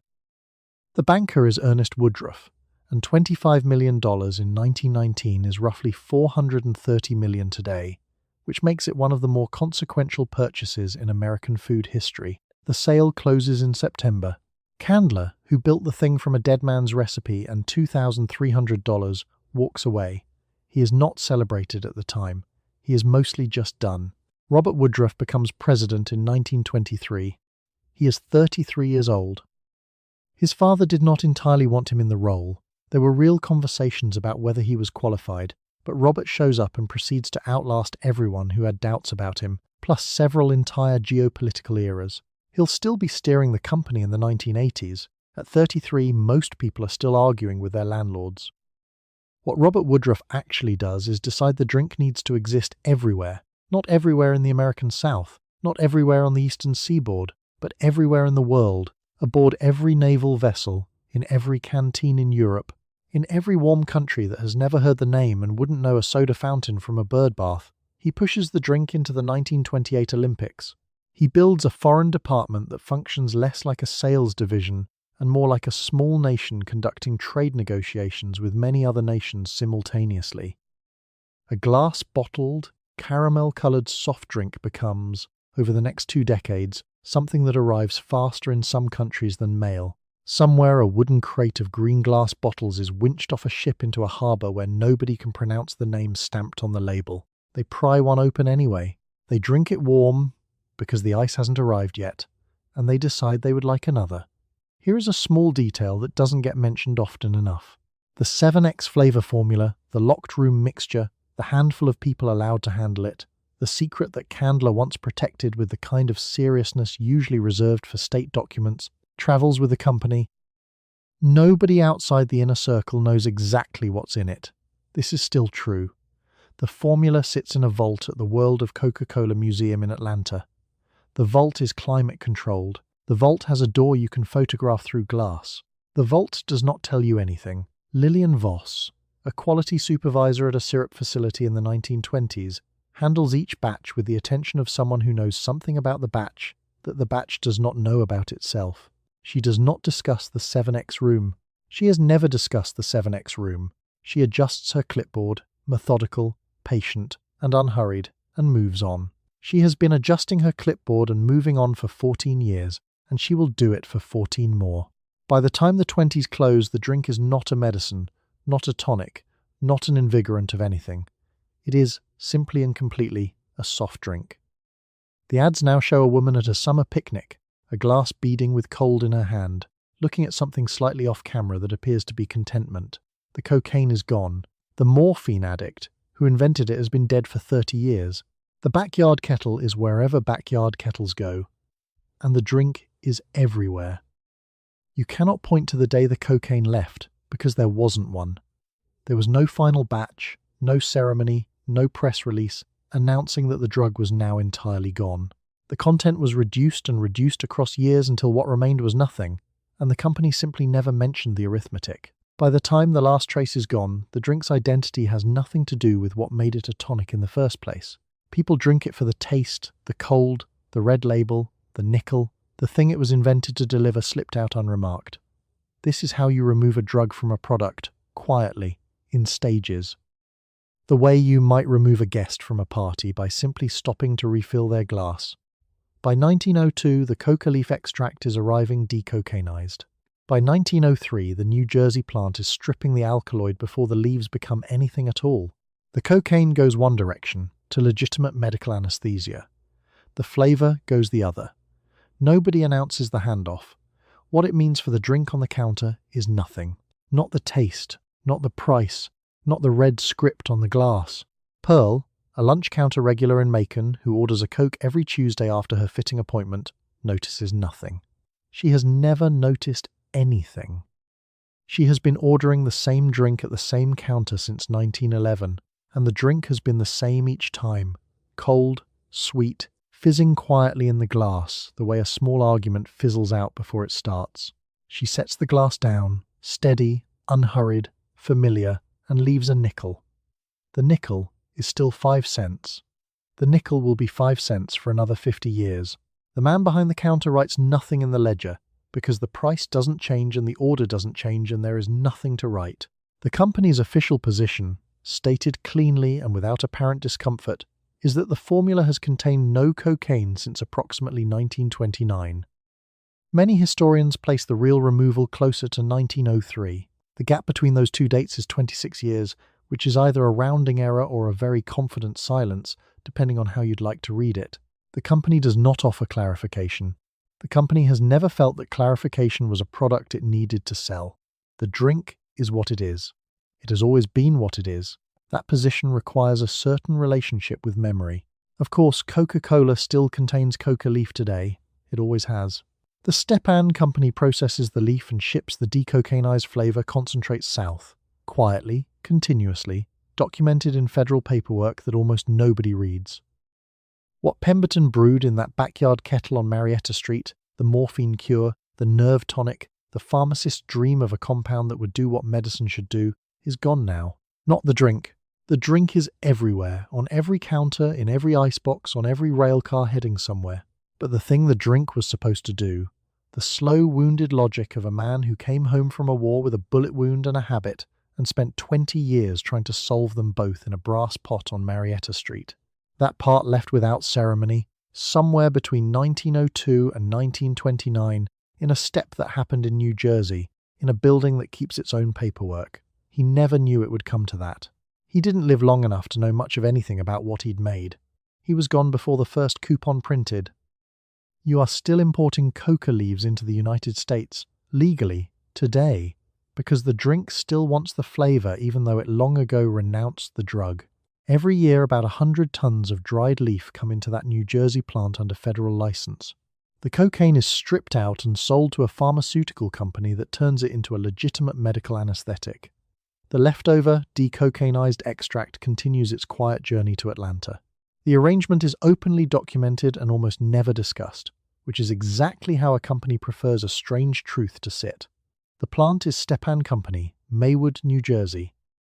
It has held this specific license since approximately 1903, which means it has been doing this particular job for longer than commercial aviation, longer than the interstate highway system, and longer than the existence of most countries currently represented at the United Nations. One company, one federal exemption, one very specific task. The license doesn't transfer. Nobody else applies. Nobody else has ever applied. The leaf arrives dried and compressed, still faintly bitter if you get close enough to notice, which the people unpacking it probably do and have stopped mentioning. The cocaine is methodically removed, extracted, isolated, weighed, documented, transferred. The pharmaceutical buyer is Mallinckrodt. The cocaine becomes a topical anesthetic used in ear, nose and throat surgeries. Somewhere in an operating room, a careful man in a mask applies cocaine with the precision of someone who has read the dose instructions several times. It is the same alkaloid. The context is doing a lot of work. Meanwhile, the residue, the flavor compounds, the oils, the organic material left after the cocaine is gone, goes into a barrel, joins a supply chain, crosses several state lines, and ends up folded into the formula in Atlanta. This is basically a juice cleanse where the pulp goes to a hospital and the good part goes to a surgeon. The company calls it decocainized extract. The extract calls itself nothing. It just shows up. A technician named Russ, whose badge says authorized and who has worked the extraction line for 9 years, pulls a sample and doesn't think about Pemberton. He is thinking about whether the batch logs are filed correctly and whether he remembered to lock his car. The leaf has travelled from South America to New Jersey to his gloved hands, and by afternoon it will have been processed into 2 separate destinies, one clinical, one carbonated. He files the paperwork. It's a Tuesday, same as the last one. The Food and Drug Administration is aware of this. The Drug Enforcement Administration is aware of this. The arrangement is reviewed, licensed and renewed on a schedule that nobody outside the facility particularly follows. The coca leaf is a Schedule II controlled substance in any other context. Here, it has a job. The job is flavour, and the job is continuous, and the job has been continuous since before World War I. The paperwork agrees. The paperwork has always agreed.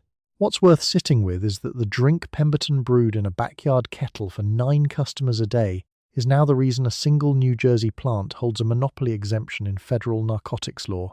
He sold the formula for $2,300. The formula currently requires its own regulatory infrastructure. He didn't know about Russ. He didn't know about any of it. He was gone by 1888, and the thing he made just kept going, quietly shedding its history while quietly retaining its ingredients, like a man who changes his name but keeps the accent.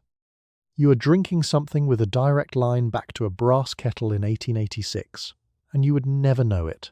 The sugar is different, the cocaine is gone, the medical promises are a century dead, but the coca leaf is still in there, stripped and quiet, doing the same flavouring work it did for Pemberton. The exact compounds it contributes have never been publicly disclosed, so the most famous recipe on earth still keeps one honest secret, a trace of the plant that gave the drink its name, riding along in every glass, asking nothing and explaining nothing. The coca leaf in your can today is not doing anything pharmacologically. It's been processed in New Jersey, stripped of its active alkaloids, and shipped south in a form that wouldn't register on any test you'd care to run, but it's there. The flavour wouldn't be quite the same without it, or so the company's silence on the subject strongly implies. The Stepan Company has been running this arrangement since roughly 1903, the longest continuous industrial relationship in American beverage history that nobody at the party ever mentions. Some things survived the century intact, and some did not. Robinson's Spencerian script logo is still there, the same flowing letterforms the bookkeeper set down in 1886, essentially unchanged. The citrus oils, the phosphoric acid, the layered, intricate, and unmistakable spice notes, those persist in some recognizable form. An early version of Coke was sharper, less standardized, varying slightly depending on who made the syrup batch and whether the citrus oils were fresh. Your can is more uniform. The drink has been sanded smooth by a century of quality control. The 7X flavour is still mixed in a locked room. That part hasn't changed. A handful of authorized employees, the list of whom is not public, still combine the base flavour concentrate under conditions designed to ensure that no single person ever holds the complete picture. It's basically a nuclear launch protocol for a soft drink. 2 people, 2 keys, 1 recipe, and a corporate mythology worth considerably more than the liquid it protects. The medical claims are gone. Nobody is advertising Coca-Cola as a cure for neuralgia, hysteria, or nerve exhaustion. The soda fountain is mostly gone too. The marble counter at Jacob's Pharmacy, the chipped ice, the pharmacist who'd fill your glass while a rack of patent medicines stood 3 feet away, that whole world dissolved quietly between the 1950s and 1970s while fast food moved in. The nickel is gone too, eventually, though it lasted far longer than anyone in 1886 had any reason to expect. Pemberton himself left almost nothing, a brass kettle. A formula sold in pieces for a sum that wouldn't cover a year of rent in the city he invented it in. A grave in Columbus, Georgia, which is also where the wound happened that started everything. He never saw what came after. He was gone before the first bottling contract, before the first 1,000,000 glasses, before the first foreign shipment, before any of it. The empire he accidentally started was still being built when his creditors sorted out what was left. A bartender named Emmett, at a soda counter in Chattanooga, probably 1892, slides a glass across the marble, the syrup dark and sweet at the bottom, the carbonated water going in from the tap, the whole thing fizzing quietly over ice. He doesn't know it'll still be there in 130 years. He just knows it costs a nickel. It still tastes like something that knows more than it's saying. And there it is, the end of a very long, very complicated glass of soda. You've done quite a lot today. You watched a wounded veteran stir something hopeful in a backyard kettle. You paid a nickel at a marble counter for a drink that did, quietly, a little more than refresh you. You met a pope with a hip flask, a bookkeeper who drew a logo worth billions and was paid like a bookkeeper, and a druggist who turned a dead man's recipe into an empire. You watched the cocaine slip out of the formula so softly that nobody thought to mark the day, and you watched the coca leaf stay, stripped, quiet and faithful, riding along in every glass, right up to the one in your fridge tonight. None of them thought they were doing anything strange. They were living inside the world the way it happened to be arranged, the way we all do, without noticing the parts that will look odd to somebody later. So take a moment to be glad for the small, unglamorous comforts. A label that lists what's actually inside. A tap you can drink from without a second thought. A glass of something that has been tested, measured, and found to hold no surprises at all. Let your shoulders drop. Let the day go soft at the edges. Let the room turn heavy and slow and warm around you. You're not stirring a kettle at midnight. You're not chasing a cure. You're just here, in a bed, in a regulated and reasonably honest century, with nothing fizzing nearby that you need to think about. Sleep well. You've earned it. Good night.